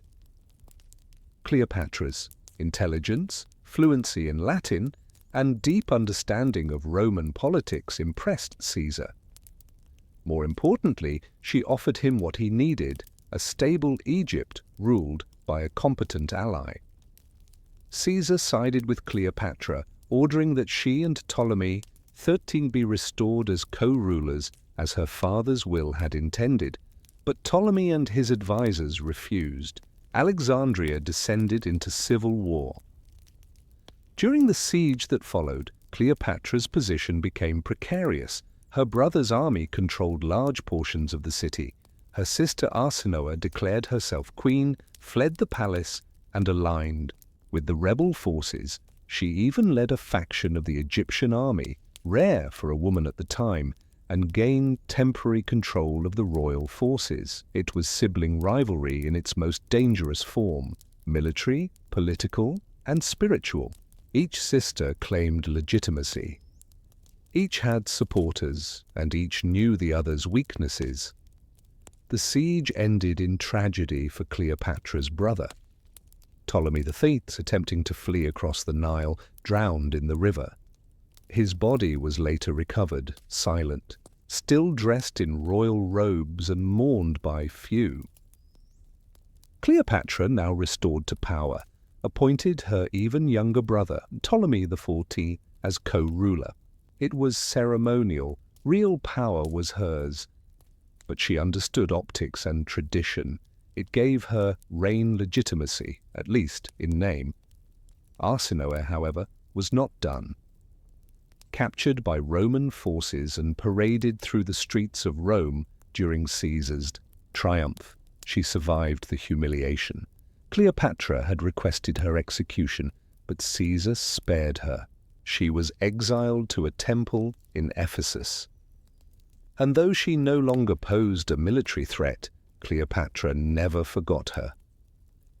Years later, fearing that Arsinoe might become a rallying point for rebellion, especially after Caesar's assassination, Cleopatra ordered her death, a quiet assassination carried out within temple walls and recorded with little ceremony. There would be no further claimants to her throne, not from her bloodline, not ever again. The burden of royal blood had been paid. Cleopatra's relationship with her surviving brother, Ptolemy XIV, was equally cold. Though they reigned together in name, he played no active role in government. Some sources suggest he may have been poisoned, possibly by Cleopatra herself, when her son Caesarion was old enough to be named co-ruler. Whether true or not, the fact remains: Cleopatra ruled alone for the final years of her life, and she ruled well, but the cost of that power was high. Her childhood had been a training ground. Her siblings, more than rivals, were reflections of what she might have become had she not chosen knowledge, discipline, and diplomacy. Each sibling represented a different path: naivete, bitterness, passivity. Cleopatra had outlasted them all. Second, she began restoring monuments, not grand pyramids or statues, but temple inscriptions that had been defaced during her siblings' reigns, names scratched out, prayers half erased. Cleopatra ordered their restoration, not with her name, but with the names of the gods. It was a message: Egypt would not serve the ego of its rulers anymore. It would serve continuity. And third, she addressed the matter of her son. Ptolemy 50th, Caesar, called Caesarion, had been born from her union with Julius Caesar. The child, young and watched constantly, represented not just a dynastic heir, but a symbol of new possibility. A merging of Egypt and Rome, of East and West. But Cleopatra knew better than to parade him too soon. Her own experience had taught her what happens when children become pawns in power games. So she shielded him. For the first years of his life, Caesarion appeared only in private temple dedications and ceremonial inscriptions. Cleopatra kept his upbringing tightly controlled. He learned the languages of his kingdom: Greek, Egyptian, and Latin. He was taught astronomy, law, and history, but most importantly, he was taught patience. In him, Cleopatra hoped to undo the cycle she had survived. She once wrote in a letter preserved in fragment, "A kingdom divided by its blood cannot breathe. Let the sun inherit silence before sound, thought before throne." Even as she focused on future generations, the legacy of her siblings continued to shape the court. Arsinoe's name remained a curse whispered in the darker corners of the palace. Some still believed she had escaped death, that she was gathering support in secret. Others believed she had cursed Cleopatra before her execution. Cleopatra dismissed such rumors publicly, but in private, she ordered her tomb watched for years, just in case. And as for Ptolemy Thirst, whose body had been dragged from the Nile, he became a ghost in state records. His name, erased from public memory, lived only in private ledgers. Cleopatra ensured his actions were noted but never celebrated. "History must remember," she said, "but it does not have to glorify." Still, there were nights when she walked the palace halls, passing by the rooms where they once played as children. When servants were asleep and only the sound of wind brushed the courtyards, she paused. Perhaps she remembered Ptolemy's laughter before he turned cold, Arsinoe's stubbornness, once shared in whispers between sisters, Ptolemy XIV's boyish mimicry, always trying to copy her stance, her tone, her movements. They were rivals, yes, but they were also once part of a family. And while the throne demanded their removal, her heart, perhaps, never fully let them go. Her reign, though now secure, remained cautious. She trusted only a handful of advisers. She read every report personally. She reviewed every document that left the palace bearing her seal. Power, she had learned, could be lost not through rebellion, but through carelessness. She had survived her siblings not by outshouting them, but by outlasting them, outthinking them, outmaneuvering every whisper, every forged decree, every plotted alliance, and in doing so, she reshaped the throne itself. Before her, the Ptolemaic monarchy had been defined by constant turnover. After her, it became something else, a singular force embodied in one woman who had ruled through intellect, not inheritance. Her rule was not perfect, but it was complete, and as the years passed, and her name was chiseled into temple walls beside that of Isis, Cleopatra must have asked herself a quiet question: had she saved Egypt from her siblings, or had she simply survived what Egypt had become? By the time Cleopatra reached the height of her reign, the shadows of her siblings had faded from public memory, but never from her own. The palace halls that had once echoed with their competing footsteps were quiet now. Official portraits showed her alone or beside her son. Coins bore her image and title without competition. But even in triumph, she carried the heavy silence of all she had outlived. Cleopatra had not merely secured her throne, she had reshaped the structure of rule itself. In a dynasty where siblings devoured each other for power, she had ended the cycle. Ruthlessly, perhaps. Necessarily, certainly. Her methods were not kind, but they were careful. She had seen what ambition without foresight could do. She had learned it firsthand from her sister Arsinoe, who mistook rebellion for leadership, from her brother Ptolemy I, who mistook advisors for destiny, and from her youngest sibling, Ptolemy XIV, who seemed to mistake silence for safety until even that could not save him. In the later years of her rule, Cleopatra became even more disciplined. Her policies were refined, her movements deliberate, her inner circle nearly impenetrable. Egypt's stability, so long threatened by internal strife, now rested entirely on her ability to preserve it. But her trust remained sparse.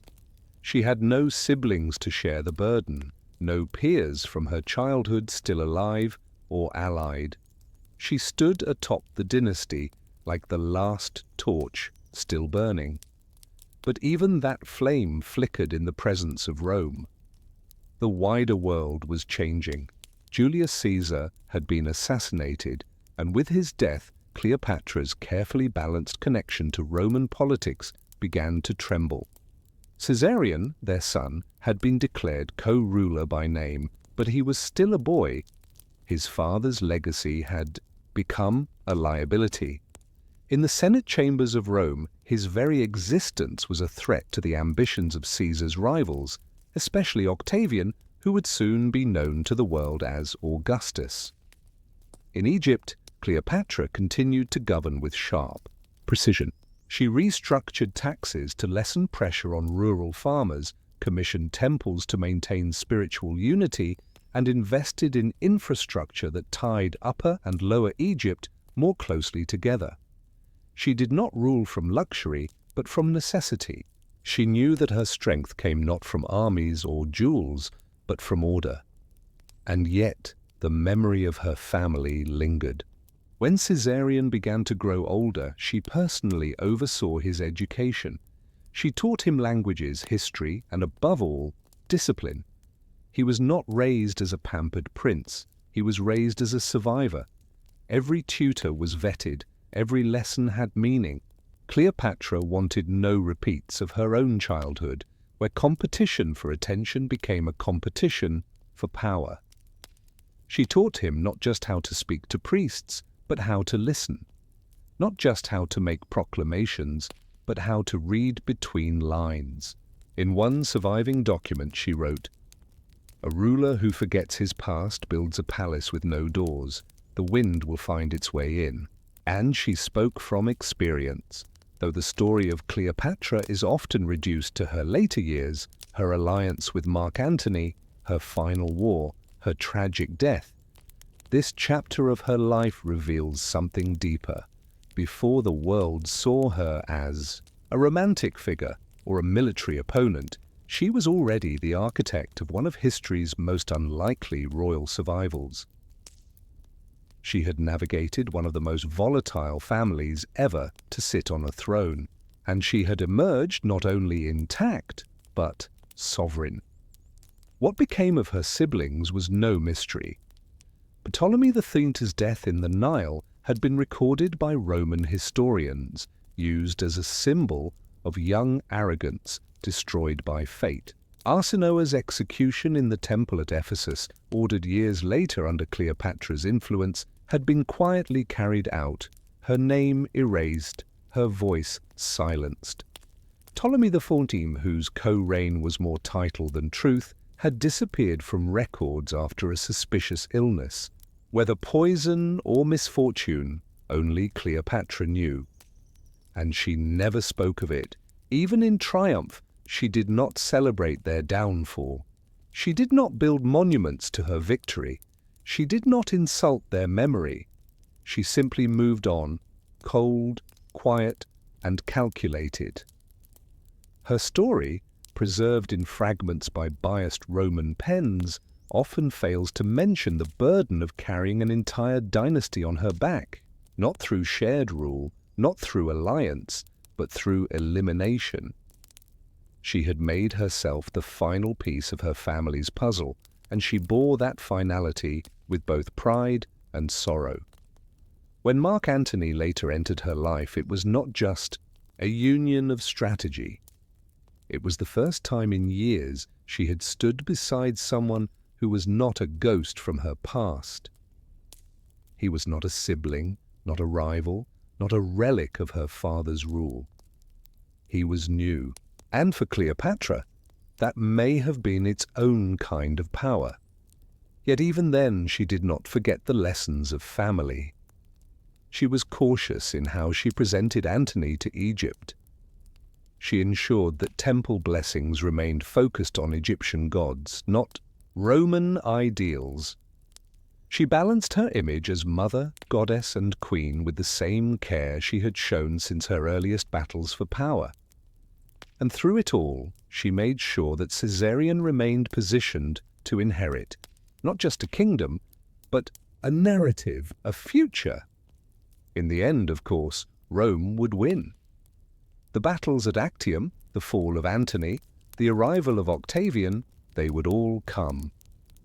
And with them, the collapse of everything Cleopatra had built. But in those final days, when the walls of Alexandria shook and the sea filled with foreign sails, she still carried herself as the last voice of her dynasty. She was not defeated by Rome, she was overwhelmed by it, and perhaps that's why her earlier victories, those within her own bloodline, deserved to be remembered more clearly, because before Cleopatra faced empires, she faced something even harder: her own family. Their ambitions, their betrayals, their manipulations. She had no army when she faced them. No Caesar. No Mark Antony. Only her mind, her memory, and her mastery of every lesson learned in silence. History might remember her for her fall, but Egypt remembered her for her endurance. In the quiet chambers of temples, in the precise records of taxes, in the revived festivals of rural villages, Cleopatra's legacy continued long after her death. Not as the lover of Caesar or Antony, but as the woman who outlasted her house, and in doing so gave Egypt one final era of royal clarity before the Romans came to stay. And maybe, just maybe, in the very end, she walked once more through the empty halls where her siblings had once plotted and played, rooms now filled with shadows only she could name. And in that final moment of silence, she may have whispered, "You were all part of me. But I had to become something else to save what we were too blind to protect." The throne of Egypt did not simply pass from one ruler to the next. It demanded acknowledgement from the gods, endorsement from the temples, and the full force of ritual woven through time. When Cleopatra was crowned, it was not just a political moment, it was a ceremonial transformation steeped in sacred tradition older than memory. It was the year 50 BCE. Ptolemy XIII had died, and his will declared that his daughter Cleopatra VII should rule beside her younger brother Ptolemy XIII. But beyond legal documents and royal seals, there was something far older at work: the coronation rite of the pharaohs, a tradition Cleopatra insisted on observing in full. Even as a Greco-Macedonian ruler, Cleopatra understood the significance of ancient Egyptian ritual. Her ancestors had ruled from afar, culturally disconnected from the people they governed, but she had studied the scrolls, listened to the priests, and immersed herself in native customs. She knew that to be truly accepted, not just in Alexandria, but across the land of the Nile, she would need more than a crown. She would need divine recognition. And so the preparations began. The coronation was not held in the palace of Alexandria. It took place in Memphis, the ancient capital of the Old Kingdom, where generations of pharaohs had been crowned in ceremonies stretching back thousands of years. It was a deliberate choice, one that sent a message not only to Egypt's priesthood, but to its people. Cleopatra was not a foreign ruler who lived behind Greek walls. She was stepping into the role of a pharaoh in the truest sense. The journey from Alexandria to Memphis took several days. Cleopatra traveled by royal barge along the Nile, accompanied by a modest retinue of priests, advisors, scribes, and ceremonial guards. She could have traveled in splendor, surrounded by Roman envoys or Macedonian generals, but she chose instead a journey marked by tradition. She stopped at temples, offered tributes, and was seen in local markets speaking Egyptian, not Greek. In one village, an old woman approached her barge with a simple garland of papyrus reeds. Cleopatra accepted it with both hands and bowed her head, a gesture unheard of from royalty. The people noticed. Word traveled faster than the river. By the time she arrived in Memphis, the priests were already calling her Cleopatra Nechereth Meri Atum, Cleopatra, beloved of Atum. The coronation began at sunrise. She stood barefoot in the inner sanctum of the Temple of Ptah, the creator god of Memphis, dressed not in golden robes, but in a simple white linen sheath. Around her neck, a ceremonial counterpoise necklace hung, heavy with lapis and turquoise. Her hair was braided in the style of the goddess Isis, and upon her head was placed a small uraeus, the sacred cobra symbol of divine authority. Before any words were spoken, she underwent purification. Priests poured water over her hands and feet, anointing her skin with sacred oils derived from lotus, myrrh, and blue Nile lilies. This act was not symbolic. It was believed that only a clean body could host the spirit of Maat, the goddess of truth and balance. A ruler who was not pure in body could not be pure in judgment. Then came the invocation. In a darkened chamber lit only by oil lamps, Cleopatra was led before a golden statue of the god Ptah. Here, the high priest of Memphis recited ancient verses in Old Egyptian, a language Cleopatra had studied but was still learning to understand fully. She had spent months memorizing her own responses.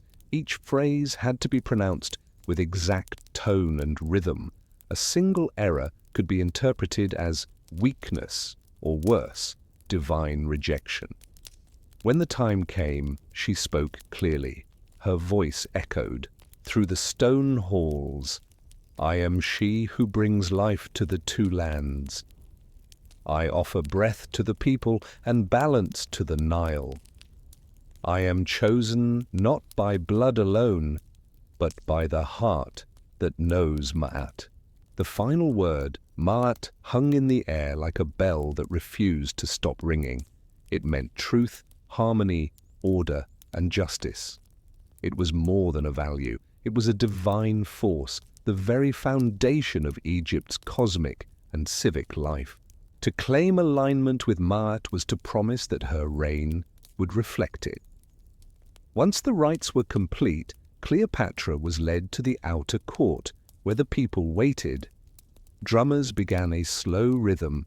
Dancers circled, their movements based on temple traditions unchanged since the days of the Old Kingdom. Incense filled the air, kifi, a blend of cinnamon, honey, juniper, and wine, and created a fragrant cloud that blurred the line between the earthly and divine. Here, in the open, she was crowned. The ceremonial double crown of Upper and Lower Egypt, called the Shent, was brought forward by two priests, each representing one half of the kingdom. This crown was no ornament. It was the living symbol of unification, red for the delta, white for the valley. By accepting it, Cleopatra wasn't just becoming queen. She was pledging to be the bridge between two halves of a sacred land. The high priest raised it above her head and spoke. "Behold the daughter of the sun. She unites the two lands with wisdom. She holds the breath of Ra and the patience of Thoth. Let all who see her know the throne is whole once more." The crown was lowered, and Cleopatra bowed her head. The moment it touched her brow, the crowd erupted, not in wild cheer, but in rhythmic chant. Hundreds of voices repeated her royal title, Cleopatra Philopator, beloved of the people, living Horus, daughter of Isis. The sound rolled like thunder over the limestone temple walls, into the palm-filled horizon, and across the Nile's quiet current. From that moment forward, Cleopatra was not merely a ruler by decree, she was a pharaoh. But even in the height of ceremony, she remained careful. The rituals of coronation were followed by days of offering. She personally visited the great temple of Apis to offer golden vessels and read aloud passages from the Book of the Dead, both as queen and as a human seeking divine favor. These actions may have seemed tedious to foreign envoys watching from afar, but to Egypt they were everything. No ruler could claim legitimacy without the favor of the gods. Cleopatra understood this deeply.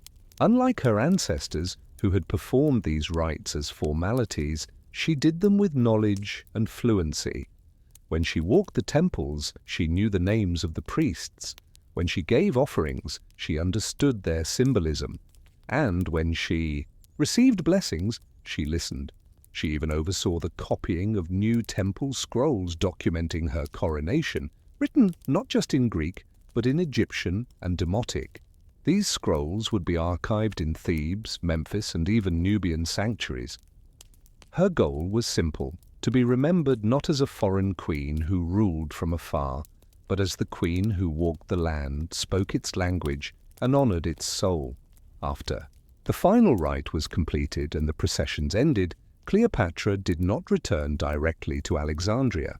Instead, she spent 2 more weeks visiting temples in nearby towns. She met with farmers, traders, midwives, and children. She accepted offerings of dates and olives with humility, eating beside the people rather than above them. It was a small act, but not unnoticed. A record from a priest in Heliopolis notes, "Never have I seen a daughter of the Ptolemies walk like this one." She listens. She speaks not to impress, but to understand. The gods have not only crowned her, they have smiled. When she finally returned to the capital, it was not to celebrate, but to work. Within days, she met with temple accountants to review tax exemptions promised during the coronation. She ordered repairs to shrines that had fallen into disrepair. She wrote letters to governors reaffirming her vow to uphold Maat. This wasn't a performance, it was a promise.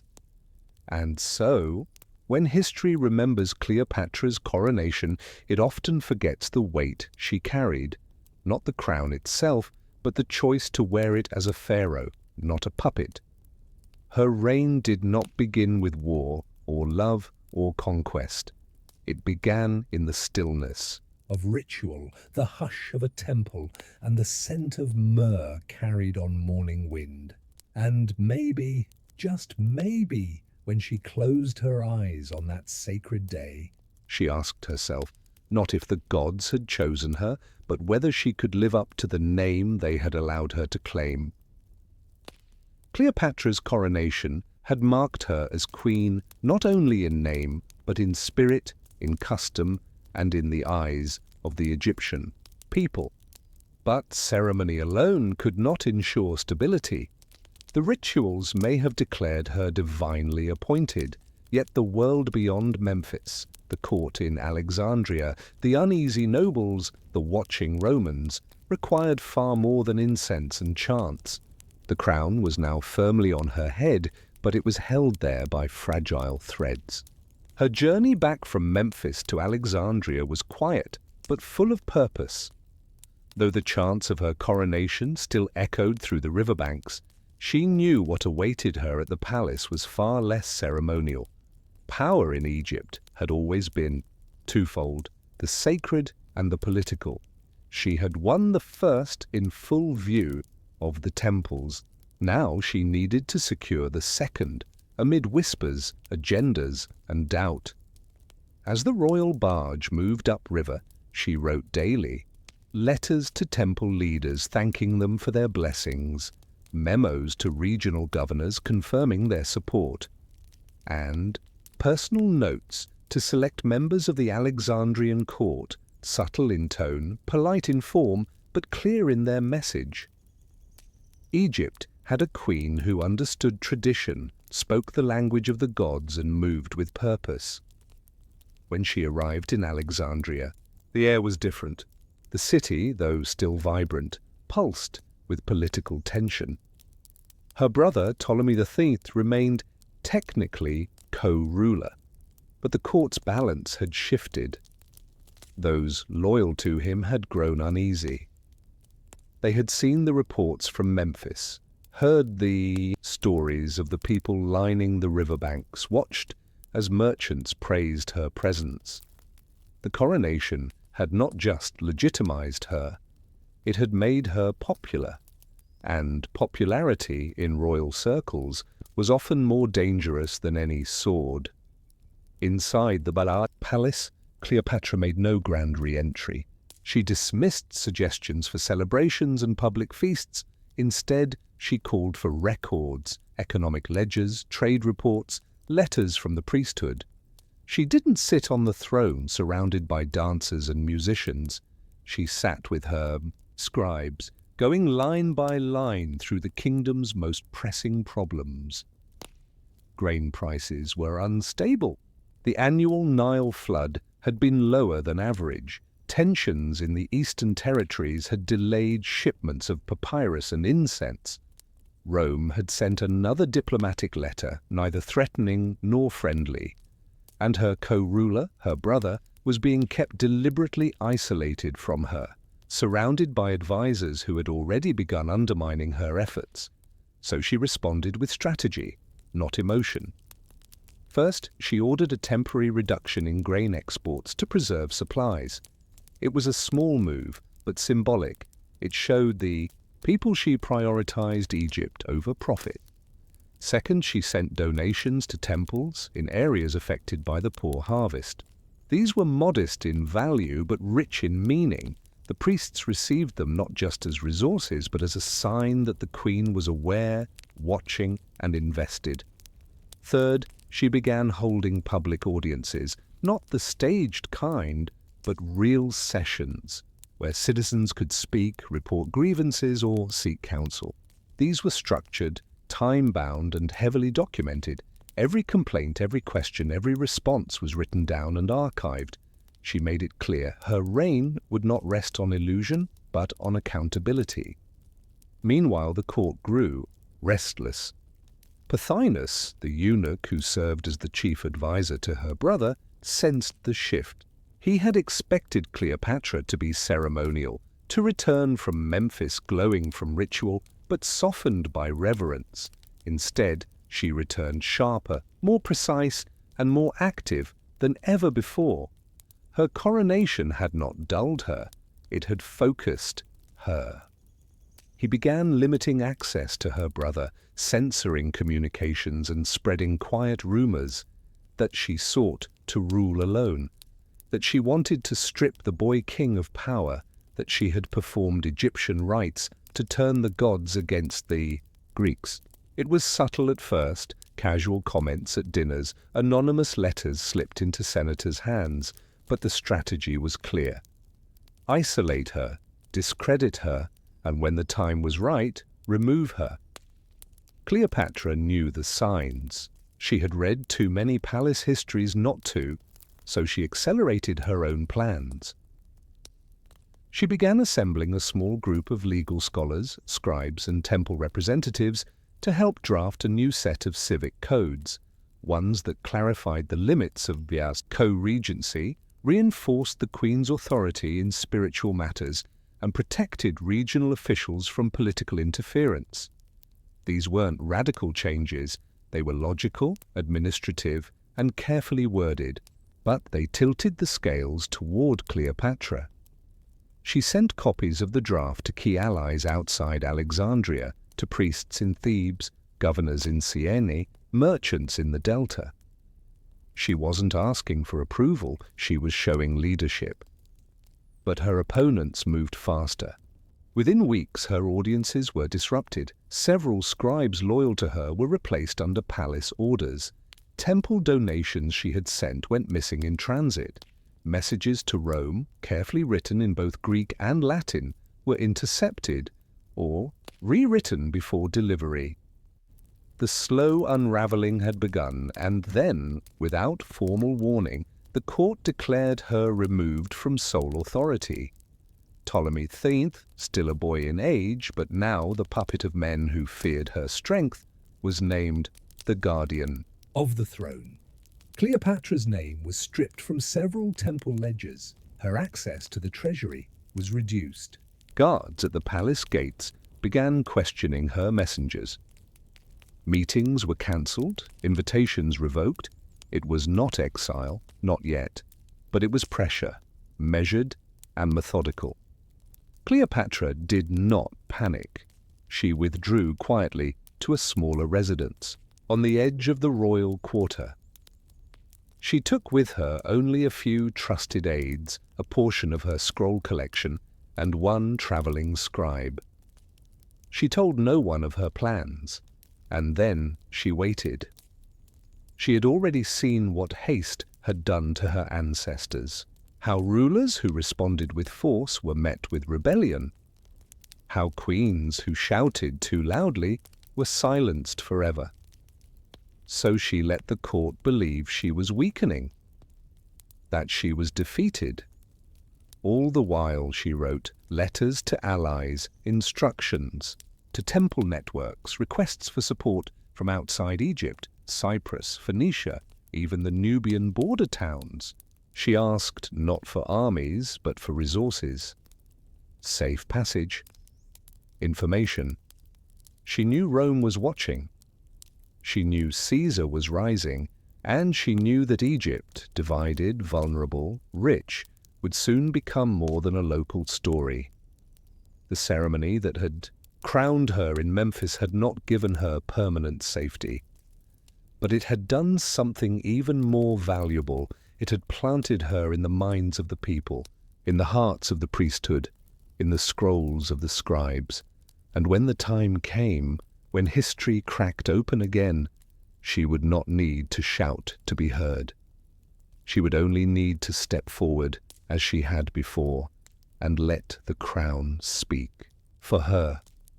And perhaps in the quiet of that small residence, as she looked out over the fading sunset beyond the columns, she whispered to herself, "They think the coronation was the end, but it was only the start of the long lesson I have come to teach. The full weight of a coronation is not felt in the hour it is performed. The oil dries, the chants fade, the crowd disperses. But for Cleopatra, the ceremony never truly ended. It lived in every decision she made afterward, in every scroll she signed, and in every subtle reminder to those who challenged her that she had been chosen not just by decree, but by tradition, stretching back to the gods. Now, with her power, under siege by her younger brother's court, she held to those sacred moments in Memphis like a shield.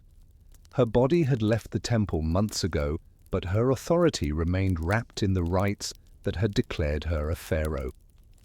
Even her political enemies had no answer for that. To openly deny her legitimacy was to risk offending the gods, and in Egypt that mattered. But Pothinus, Achilles, and the rest of Ptolemy the Dai's faction understood the game well. They couldn't strip her of her coronation, but they could starve it, cut off its influence. And so they worked methodically to reduce her visibility, weaken her networks, and dry up the support she had built through ritual and respect. Cleopatra countered not with resistance, but with reflection. She became quieter in public, but louder in correspondence. Every letter she sent recalled the ceremony. Every decree, no matter how routine, reminded its reader of the legitimacy granted her by Ma'at, the goddess of truth and cosmic order. She began ending her scrolls with a new signature, not just Cleopatra Philopator, but she who wears the two crowns by the will of the gods and the love of the people. Her messages were not threats, they were reminders, and slowly they began to work. Temples that had grown hesitant began to write back. Small offerings arrived from cities far south along the Nile, symbolic gifts of grain, figs, and carved wooden statues of Isis. Local priests began including her name again in prayers. When one temple in Esna conducted a public festival in her honor, her name was chanted alongside that of the gods. It was not political defiance, it was spiritual reaffirmation. Ptolemy the Thean's court could control the palace, but they could not control faith. Even some in the merchant class began to reassert her title in contracts. The reasons were simple. She had a track record of stable trade and predictable policy. The boy king's circle was erratic, inexperienced. Business favored certainty, and Cleopatra had given them that. Still, her situation remained precarious. She could not re-enter the palace without risk.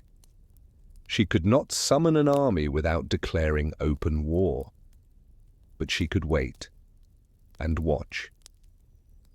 It was during this tense waiting that the world shifted once more. News reached Alexandria that Pompey the Great, Rome's once mighty general, was fleeing from Julius Caesar after a decisive loss in civil war. He was coming to Egypt, hoping for refuge. Ptolemy Thea's court, eager to please the perceived victor, chose blood over mercy. They murdered Pompey upon arrival, presenting his severed head to Caesar as a gift. But Caesar was not impressed. He had not come to Egypt for vengeance. He had come for control. And when he arrived and saw the disorder in Alexandria, the divided throne, the political treachery, he decided to stay. Cleopatra saw her moment. She sent word to Caesar, not as a ruler begging for favor, but as a rightful queen invoking her father's will, recognized by the Senate, supported by Rome in the past, and crowned in accordance with the gods. She reminded him that her reign was not born of rebellion, but of ritual, not of force, but of divine tradition. She knew Caesar respected strength, but he also respected law, legacy, and the weight of custom. And so, with courage and calculation, she entered the palace not as a fugitive, but as a queen asserting her right. The famous story goes that she was smuggled in, hidden in a rug or linen sack, unrolled at Caesar's feet like a gift. Whether theatrical or factual, the act was symbolic. She appeared not as a supplicant, but as a strategist. She spoke with Caesar in Latin, calmly and intelligently. She recalled Roman legal principles, quoted philosophers, and reminded him of Egypt's importance, not just as a grain supplier, but as a stable ally in a volatile region. But most importantly, she framed herself not merely as a woman or ruler, but as the Pharaoh of Egypt, anointed, crowned, accepted by the gods and her people alike. And Caesar listened. In the days that followed, Caesar summoned both Cleopatra and Ptolemy VIII, demanding a settlement. He proposed that the co-rule established by their father be honored, that Cleopatra be restored alongside her brother. The boy king, surrounded by panicked advisors, refused. His faction launched an uprising, and Alexandria erupted. What followed was chaos, siege, fire, street battles.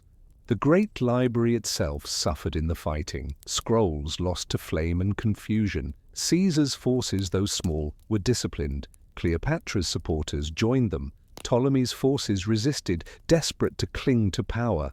Through it all, Cleopatra remained composed. She coordinated information, directed messengers, ensured supply lines. She wasn't in armor, she was in scrolls, maps, and orders, just as she had always ruled. Eventually, the resistance collapsed. Ptolemy lies drowned in the Nile trying to flee. His death, though tragic, ended the civil conflict. Cleopatra was once again queen. But this time she returned to the palace not in a barge or procession, but walking beside Julius Caesar with the quiet, steady steps of someone who had already been crowned once by the god and had simply waited for the rest of the world to remember. Her first act after reclaiming power was not vengeance, but restoration. She summoned scribes to redraft temple listings, reissue festival funding, and recommission the rebuilding of sacred sites damaged during the siege. She visited the wounded, she sent grain to districts cut off during the fighting, and she wrote again to the temples, not demanding obedience, but thanking them for their patience and faith.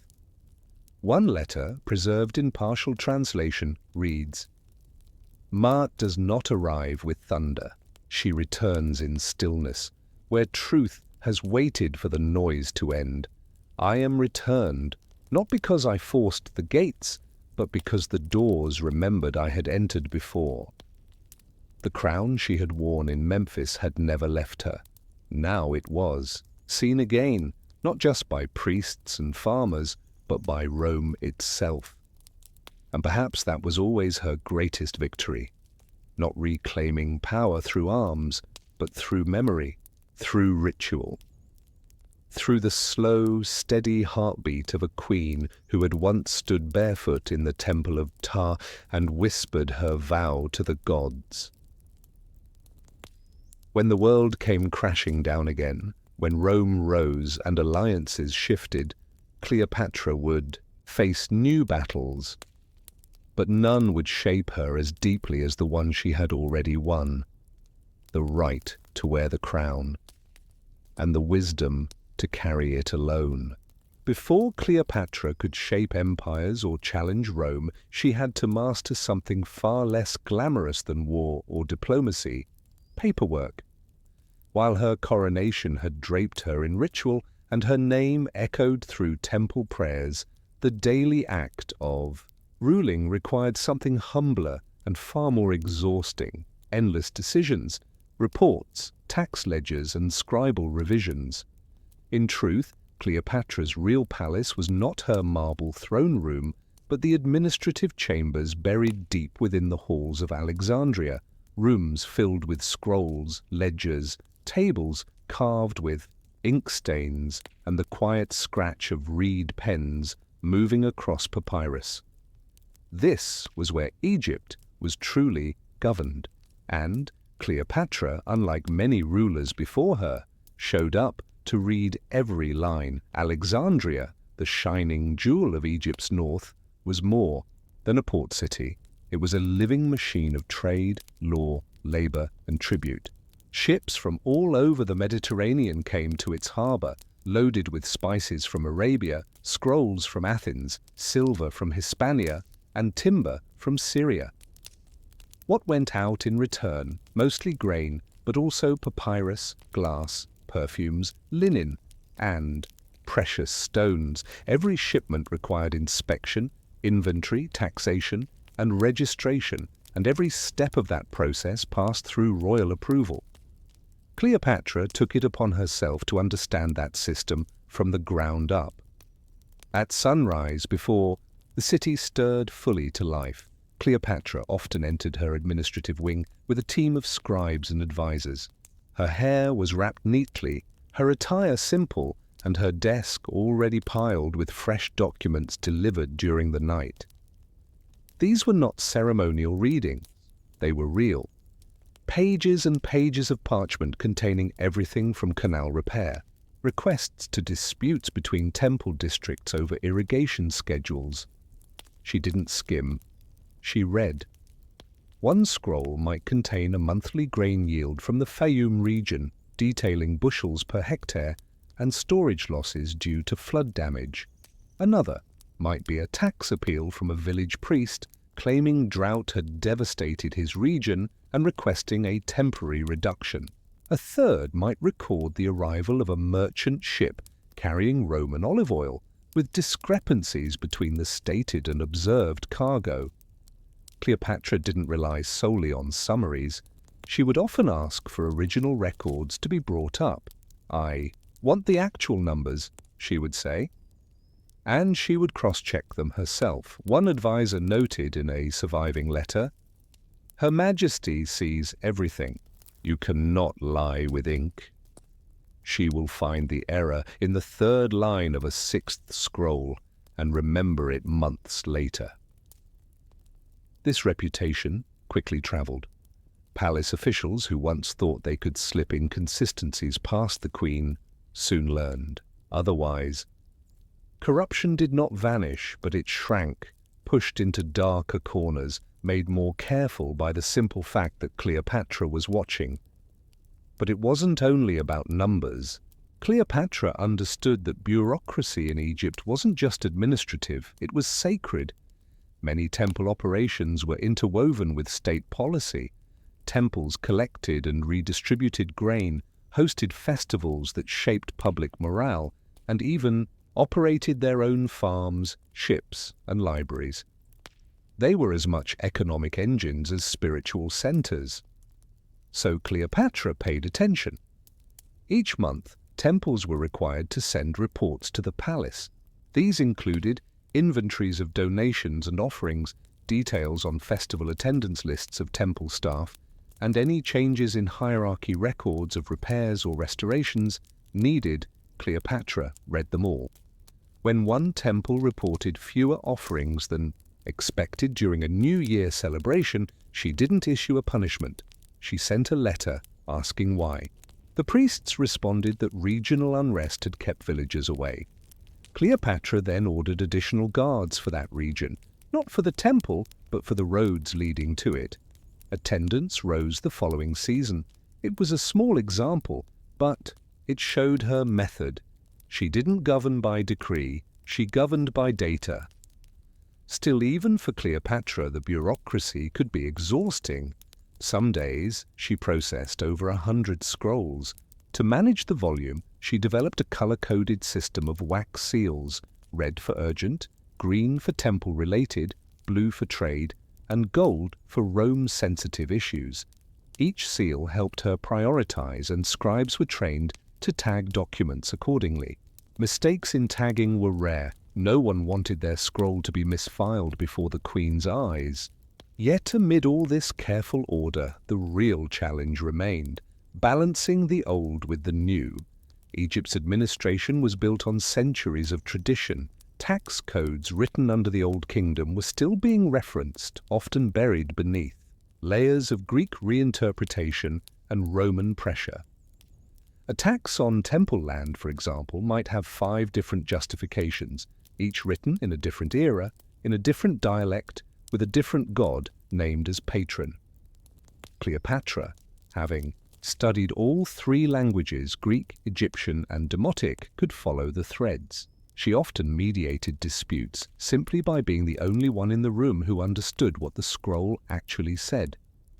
One famous case involved a temple claiming immunity from grain levies based on a 300-year-old decree. The regional governor claimed the law had expired. Cleopatra asked for both documents, the original decree and the most recent amendment. She read them in silence, then declared, "The law has not expired. It has been buried. I will dig it out." She ruled in favor of the temple. And with that decision, she restored both faith in the law and trust in her own knowledge. But the real burden of the bureaucracy wasn't in the paperwork itself. It was in the fatigue. Most rulers delegated, avoided, or even fled the daily grind of governance. Cleopatra embraced it, but she paid the price. Her eyes grew tired, her back stiff from long hours bent over stone and wood desks. She rarely attended the frivolous banquets thrown by her court. She avoided performances unless they were religious or state-sponsored. To many she appeared distant, but to those in her inner circle she was something else entirely. Present, immersed, tireless. There was something almost sacred in how she treated administration, not as an obligation, but as an offering. A queen giving order to a kingdom that had known too much chaos. A woman stitching stability from rows of numbers and ink-smudged names. At night, she often walked the long corridor outside the records chamber. The walls were lined with niches, filled with archived scrolls, thousands of them, some older than Rome itself. She would run her fingers along the spines, whispering the names of regions, temples, officials. She remembered what they owed, who had delayed, who had exceeded expectations. To others, these were files. To Cleopatra, they were the heartbeat of Egypt, and sometimes, alone in the quiet after a long day, she would pause before one particular alcove, a section reserved for flood records, rainfall logs, and temple grain reserves. She would study the patterns, she would wait for them to whisper back. For Cleopatra, the scrolls of state were not merely administrative burdens. They were living veins of the kingdom, pulsing with detail, warning of disease before it took hold, and revealing paths where others saw walls. The deeper she read, the more clearly she understood. Survival in Egypt didn't hinge on gold or armies. It hinged on the smooth function of grain, gods, and governors. Yet even her unmatched dedication to paperwork could not change the basic truth of Egypt's bureaucracy. It was ancient, tangled, and resistant to reform. The core of the system was built on temple law, millennia-old customs dictating everything from land ownership to taxation exemptions.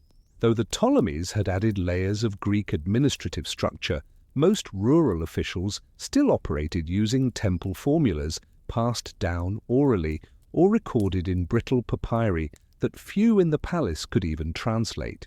Cleopatra, however, had spent years learning those scripts, Demotic, Middle Egyptian, Hieratic, and she often surprised her own advisors by quoting laws not found in Greek records. This gave her a unique power. She could move between the two systems.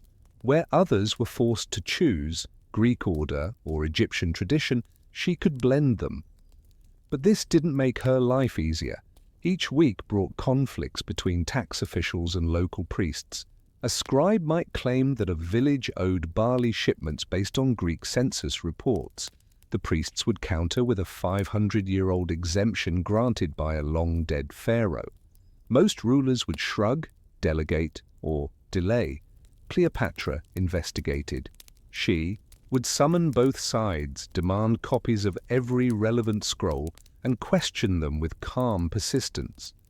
In one case, she discovered that the exemption had been reissued under her grandfather, but the Greek clerk had simply never read the demotic version.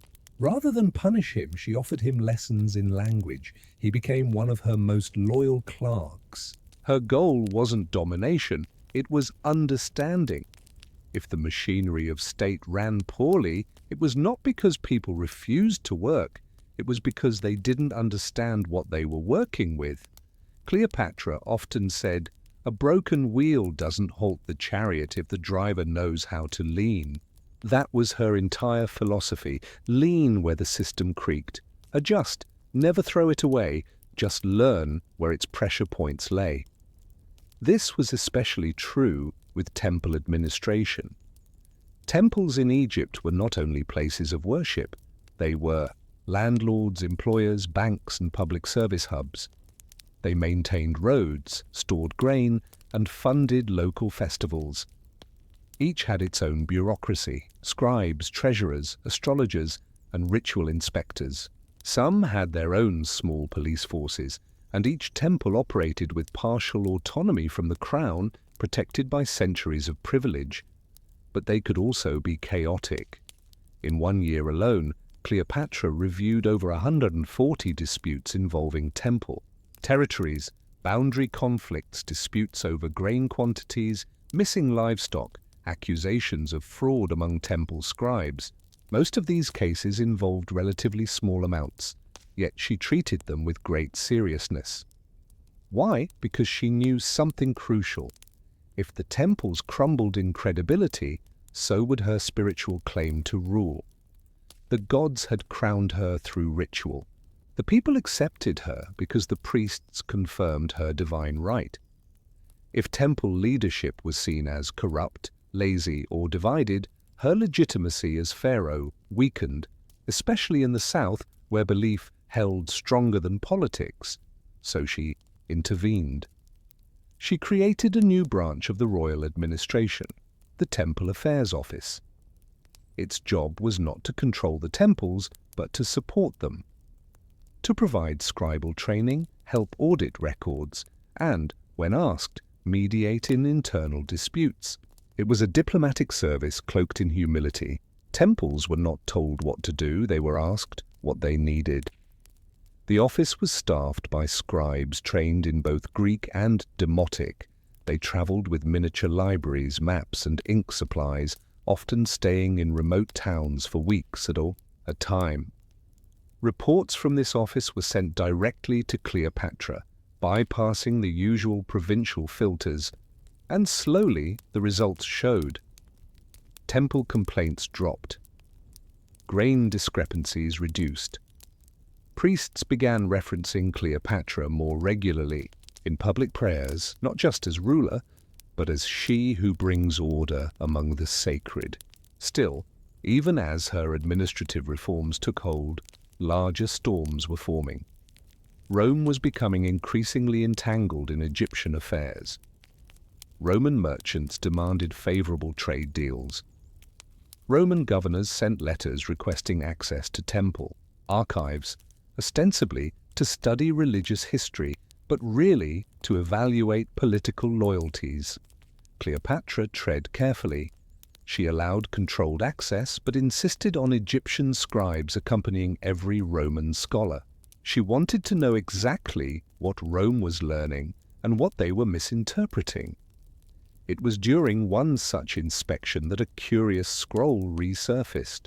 It was a land registry from the reign of Ptolemy III, written in 3 languages. It contained a clause, barely visible, stating that a certain temple region was exempt from all foreign tribute.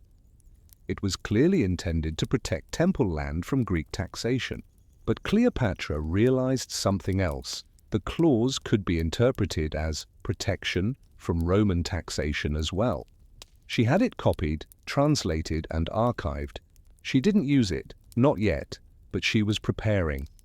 Because while Egypt's bureaucracy ran on ink, it bled under pressure.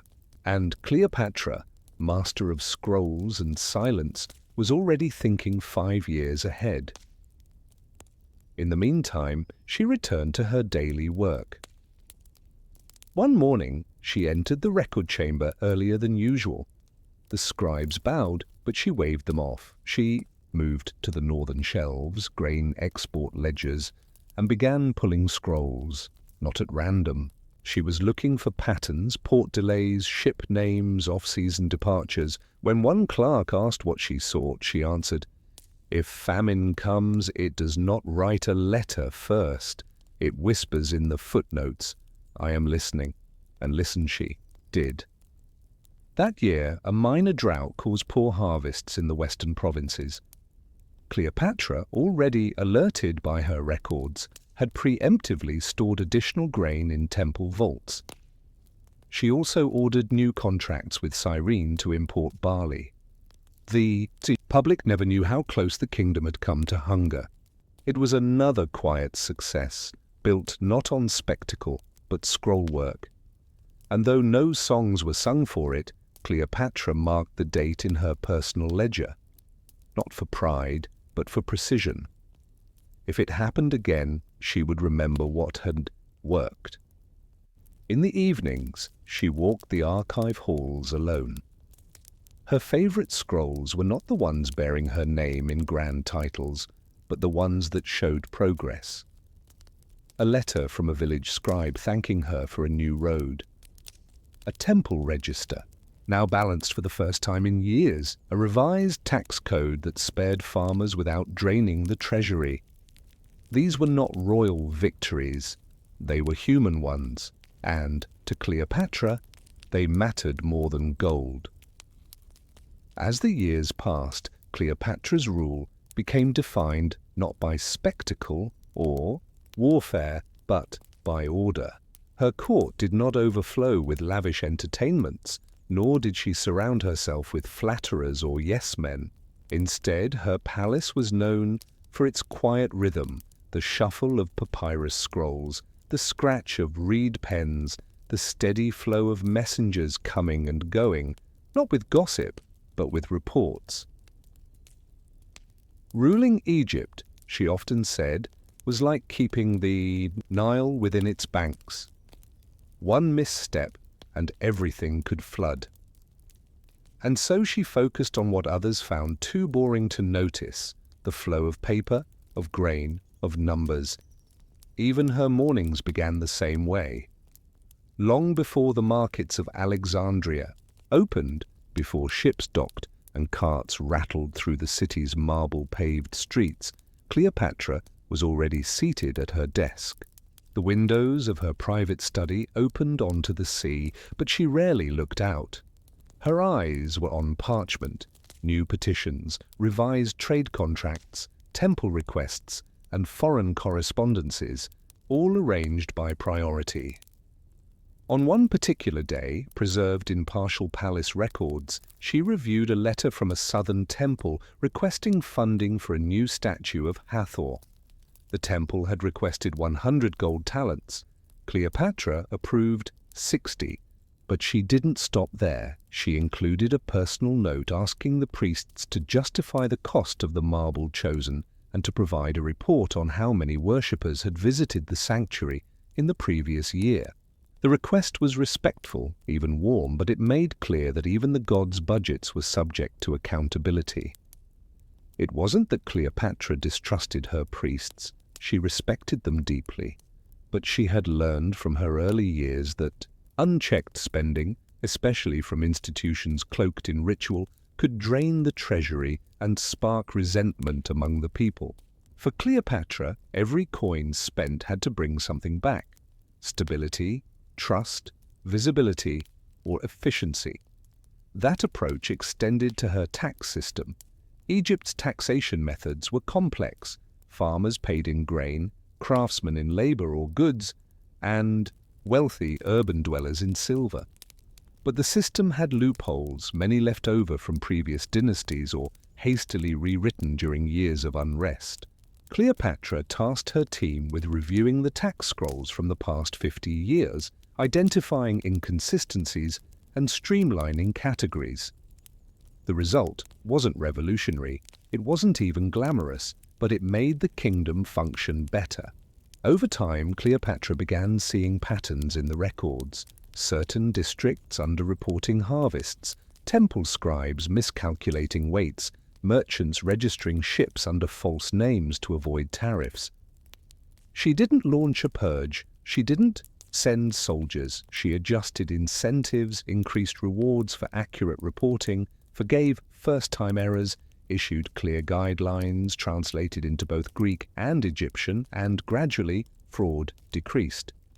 This was Cleopatra's genius. She never mistook control for cruelty. She saw that true power was sustained not through fear, but through systems that people could understand and rely on. Even foreign observers took note. A Roman merchant once wrote to a senator in the Forum, "Egypt is strange now. Their queen writes more than she speaks, and yet her words move faster than her armies ever could." This reputation began to precede her. When foreign envoys visited Alexandria, they did not find a ruler hidden behind veils or flanked by decadent performers. They found a woman at her desk, flanked by scrolls and scribes, speaking calmly about trade routes and temple rotations. Some were unsettled, others were impressed. All left with the same conclusion. Cleopatra knew exactly how her kingdom worked. She knew how many ships passed through the eastern ports. She knew how much grain had been stored in Thebes last winter. She knew which temples had not completed their restoration quotas.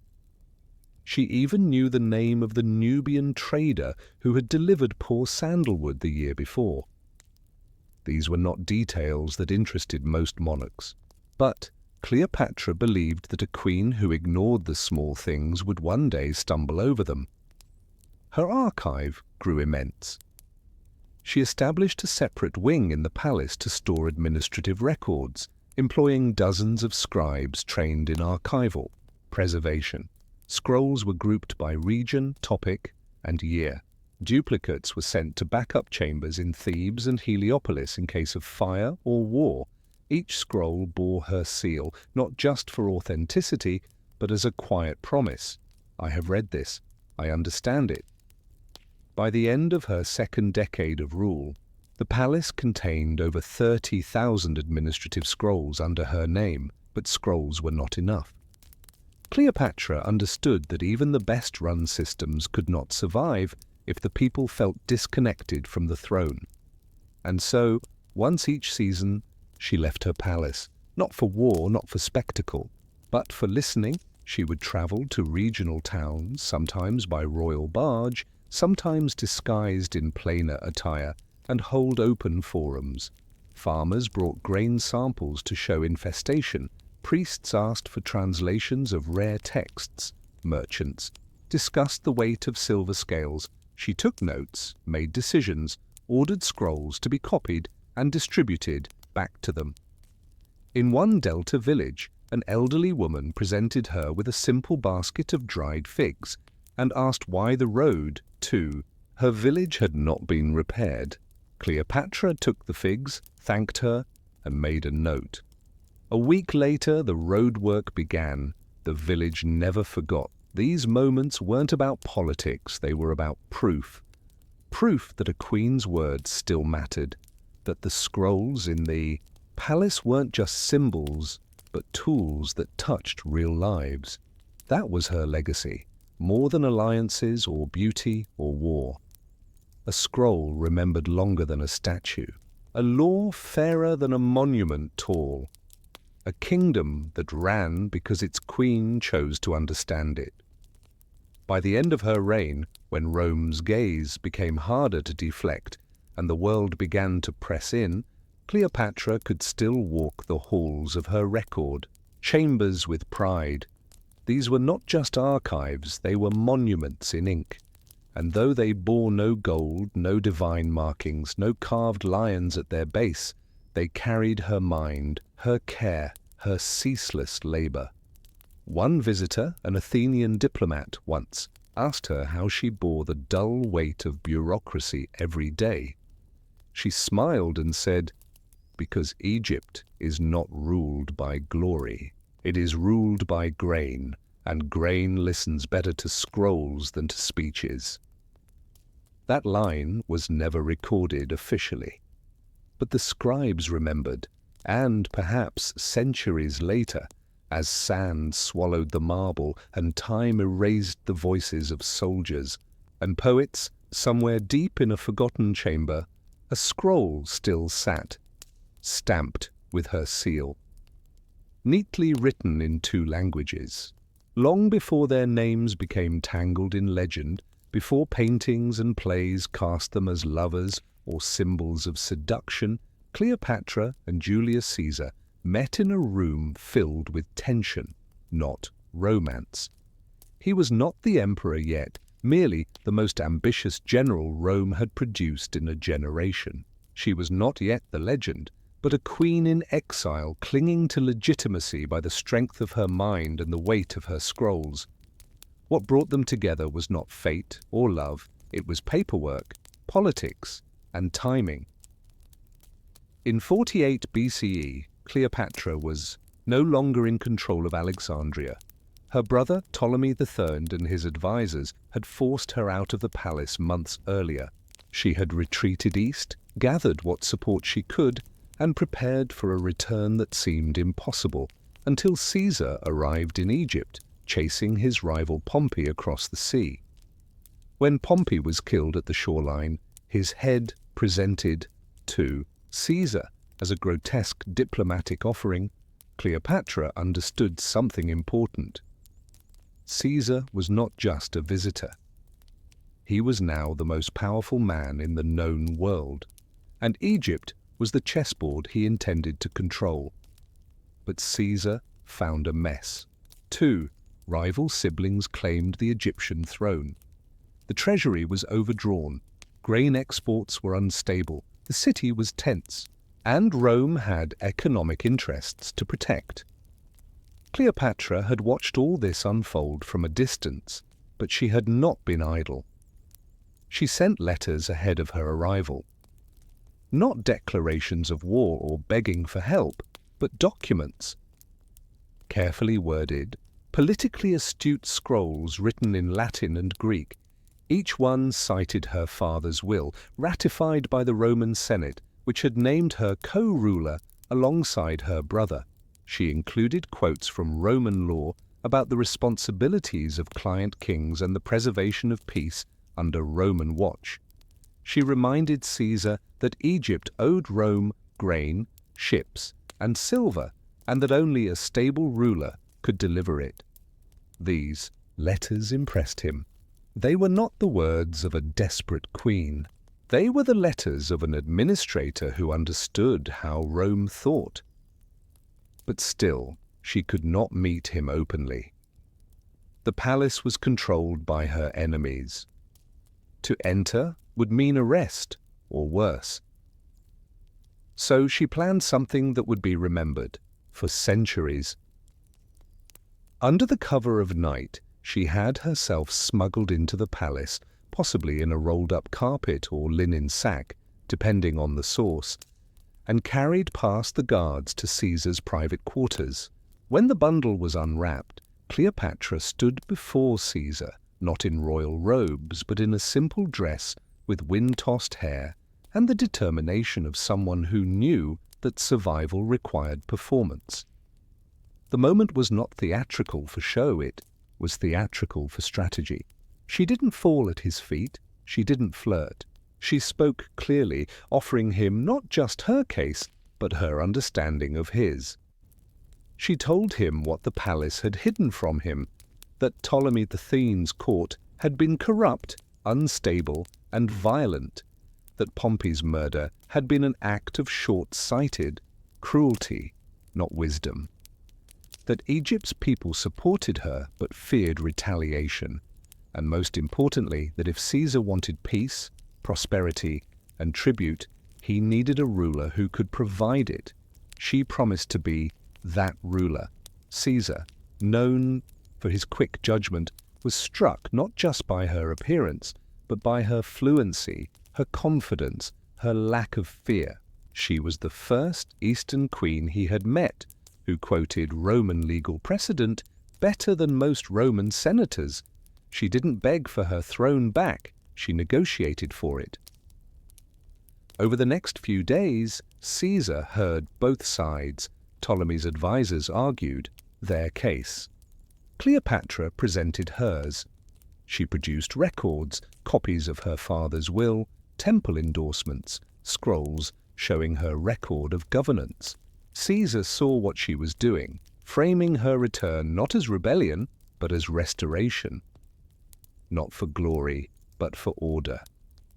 He sided with her, not because he was smitten, but because she had made the better argument. He ordered that the co-rule be reinstated. Cleopatra and Ptolemy the Fiend would rule together again, as originally intended. But the boy king's court refused to accept the decision. They rallied troops. Riots broke out. Alexandria ignited in rebellion. Caesar, trapped in the palace with only a few legions, found himself besieged in a foreign city, and Cleopatra remained by his side. While battles raged outside, inside the palace the two of them worked together, reading reports, writing to allies, reviewing supply lines, managing daily provisions. She did not shrink in the presence of Roman generals. She reviewed maps, discussed terrain, organized grain stores to feed Caesar's troops. Her memory for coastal wind patterns, Nile flooding timelines, and temple allegiances impressed even the Roman officers. In those fire-lit halls, amid war and uncertainty, something more than alliance began to form, but not in the way stories would later tell it. There were no soft serenades or moonlit dances. There were scrolls, candle smoke, quiet hours spent comparing troop reports, late-night translations of Egyptian festival dates, discussions about debt systems, port taxes, temple loyalty. They were two rulers, each with their own burdens, finding in the other someone who understood what it meant to lead. Caesar admired her not because she was exotic, but because she was prepared. Cleopatra trusted him not because he was powerful, but because he listened. That was the beginning. Not romance, but recognition. And perhaps, in those brief moments between strategy and siege, as the fires of Alexandria glowed beyond the palace, gates, they each wondered, not about love, but about what could be built when minds, not hearts, aligned first. The siege of Alexandria continued for months, and the palace walls that surrounded Cleopatra and Caesar often felt more like a prison than a seat of power. Outside, smoke rose from buildings set alight in the chaos. Inside, scrolls and maps cluttered every table, and the soft hum of strategy whispered between them like a low, constant chant. If love was born in that place, it was not delicate. It was shaped by tension, decisions, and the shared weight of command. Cleopatra had already proven herself capable, but during the siege she became indispensable. Her knowledge of Alexandria's geography, the narrow streets, hidden tunnels, grain routes, water access, meant Caesar's troops could hold out longer. She directed messengers to loyal provinces for supply reinforcements. She arranged food distribution within the palace so that Roman officers and Egyptian aides alike remained nourished, calm, and coordinated. It was not only about tactics, it was about presence, and Cleopatra was everywhere. Every evening, when the day's chaos slowed, she and Caesar returned to their documents, grain inventories, ship manifests, temple updates. They worked quietly, side by side, often sharing little more than a murmur of agreement or a pointed question. Cleopatra could spot inconsistencies in tribute reports faster than most Roman clerks. Caesar, for all his experience, had never met a ruler who lived so deep in her ledgers. And through these long hours, a subtle rhythm emerged. He began asking her advice not only about Egypt, but about his own concerns, how to frame his authority. Back in Rome, how Egyptian religious festivals might influence public ceremonies, how his reputation would be shaped by staying in Alexandria so long. Cleopatra answered carefully, always placing Egypt's interests just behind his own, but never hiding them. She wasn't trying to impress him, she was trying to guide him toward outcomes that benefited both of them. What made their alliance so potent was not passion, it was compatibility. Cleopatra didn't flatter Caesar. She challenged him. She read his expressions as closely as she read old temple scrolls, and in turn, he respected her not as a subject, but as a partner. It was during this siege that whispers of affection began to surface. Roman soldiers noted how often they were seen speaking privately. Palace aides noticed how Cleopatra's quarters remained lit late into the night, always with Caesar nearby, always with scrolls in hand. But this was not romance in the traditional sense. There were no grand declarations, no public embraces. What passed between them was more intimate. Trust. Two rulers, each burdened by the weight of expectation, finding rare understanding in each other's silence. Eventually, Caesar's reinforcements arrived from across the Mediterranean. The tide turned, Ptolemy XIII's forces were pushed back. In a final, desperate attempt to flee, the boy king drowned in the Nile, his body recovered days later, swollen, and draped in royal linen. The siege was over. Cleopatra had won, but not through armies, through presence, preparation, and the ability to turn Caesar's power toward her own cause. In the aftermath, she and Caesar walked the palace halls again, this time not as besieged survivors, but as victors. The air was quieter, the candles burned cleaner. Yet Cleopatra understood that peace was temporary. Rome had helped her win the throne, but Rome could also take it away. And so, as Caesar prepared to return to the West, Cleopatra made her most careful decision yet. She would accompany him part of the way, and she would leave behind more than scrolls. She would leave behind a child, their child, Ptolemy. 15. Philometor Caesar, known to history as Caesarion, was born in 47 BCE. His existence was a statement, a symbol, a silent contract. Cleopatra never pressed Caesar to formally acknowledge him, at least not publicly, but she ensured that the child's name appeared in documents, temple dedications, and diplomatic letters.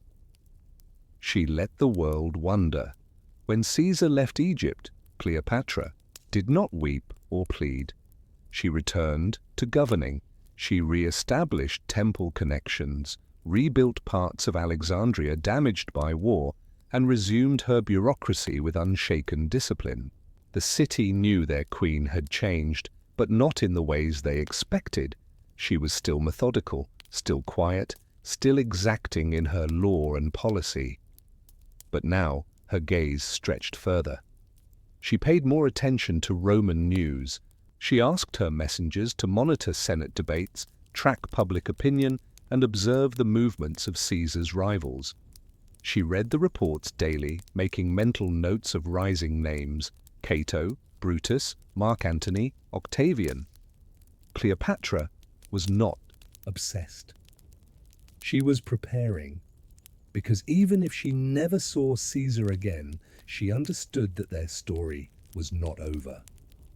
The child they had created had royal blood from two ancient civilizations, Egypt and Rome, East and West. And though Caesarion was still an infant, Cleopatra had already begun writing his path. She consulted astrologers, commissioned rare tutors, asked her scribes to study Roman law and Egyptian prophecy side by side. In public, she ruled as before. In private, she built a future. and every so often, late in the night, she returned to a box of letters, some in her hand, some in Caesar's. Political letters, mostly. Notes about grain, taxation, and strategy. But folded into one, tucked beneath. The rest was a small fragment torn from a scroll. It bore no seal, no signature, only a short line written in Latin. "You speak like a queen should think. May the world learn to follow." She never showed it to anyone, but she kept it. Carefully. The departure of Julius Caesar from Egypt marked the end of a siege, but not the end of the story.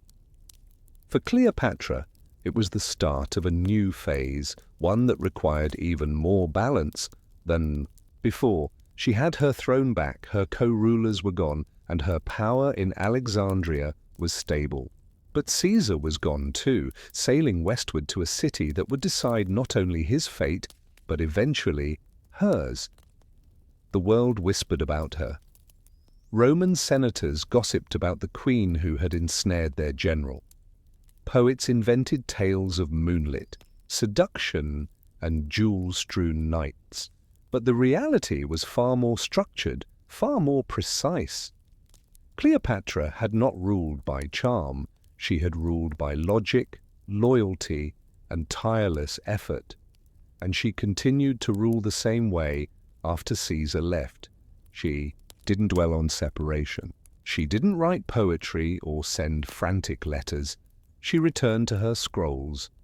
Within weeks of the Roman ships disappearing beyond the harbor, she had reorganized Alexandria's supply chains, restored temple festivals disrupted by the siege, and reissued tax notices to several provinces that had grown lax during the conflict. But something in her had indeed shifted. Cleopatra now governed not just as a queen of Egypt, but as someone aware of her role in a much larger world. Her alliance with Caesar had bought her time and security, but also exposed Egypt to increased scrutiny. Roman merchants arrived in greater numbers. Roman soldiers, still lingering from Caesar's brief occupation, strutted through city markets. Their presence was tolerated but not embraced. Cleopatra knew that the more Egypt was seen as a Roman province in waiting, the less control she would actually have. So she recalibrated her image. She leaned deeper into Egyptian traditions. She commissioned statues in full pharaonic regalia, her arms crossed, holding the crook and flail, wearing the vulture crown of Upper Egypt. In Alexandria, she could still appear in Greek dress. But beyond the city, in the temples of Thebes, Memphis, and Dendera, she was a daughter of Isis, a living goddess. The people needed that clarity, and Cleopatra understood the power of symbols better than anyone. She also made sure Caesarion, her young son, was slowly introduced to the public eye. She didn't proclaim him heir too early. That would provoke Rome.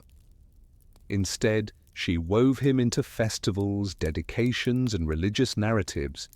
He appeared as Horus reborn in temple art, seated beside his mother with the protective eye of the gods behind him. No Roman could accuse her of declaring him Caesar's heir directly, but every Egyptian knew exactly what it meant. Still, her thoughts often turned west. She followed Caesar's progress carefully through letters, reports, and the movements of trade ships. She knew when he returned to Rome, when he was declared dictator, when he reformed the calendar, when senators began murmuring about his growing power, and when news came of his assassination in 44 BCE, it struck like a blade through parchment. Cleopatra received the message in her study. A short note, sealed with Roman wax, confirming that Caesar had been stabbed to death on the Ides of March, murdered by men who once called him friend. She said little when she read it, but she stood up, walked to the balcony that overlooked the city, and looked toward the western horizon. For a long time Caesar was gone. and with him the fragile link that had protected Egypt from being devoured by the Republic. But Cleopatra did not collapse. She began preparing again.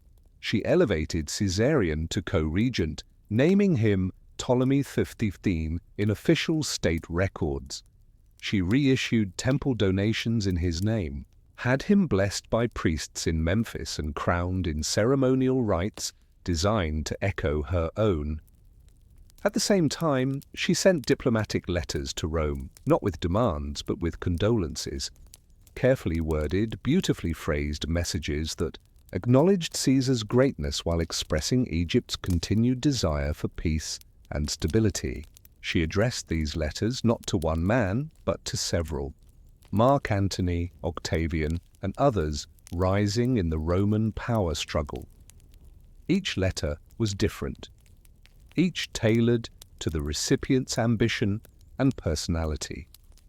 Mark Antony, the soldier, with a fondness for grandeur, received poetic language and praise for his loyalty. Octavian, young and careful, received more restrained language, emphasizing continuity and Rome's interests in Egypt's grain supply. She was once again playing for time. In the months that followed, she kept Egypt calm, maintained her court, travelled with Caesarion to public festivals, spoke to her people often, not in sweeping addresses but in appearances that reminded them their queen was not broken.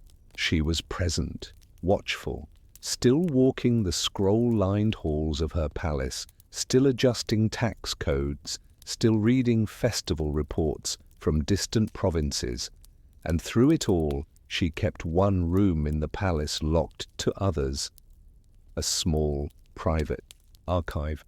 Inside, a series of scrolls bound with gold-threaded ribbon, letters between her and Caesar, temple reports from the siege, maps of Roman campaigns, an early drawing of Caesarion, hand-drawn by a palace scribe on the day of his birth.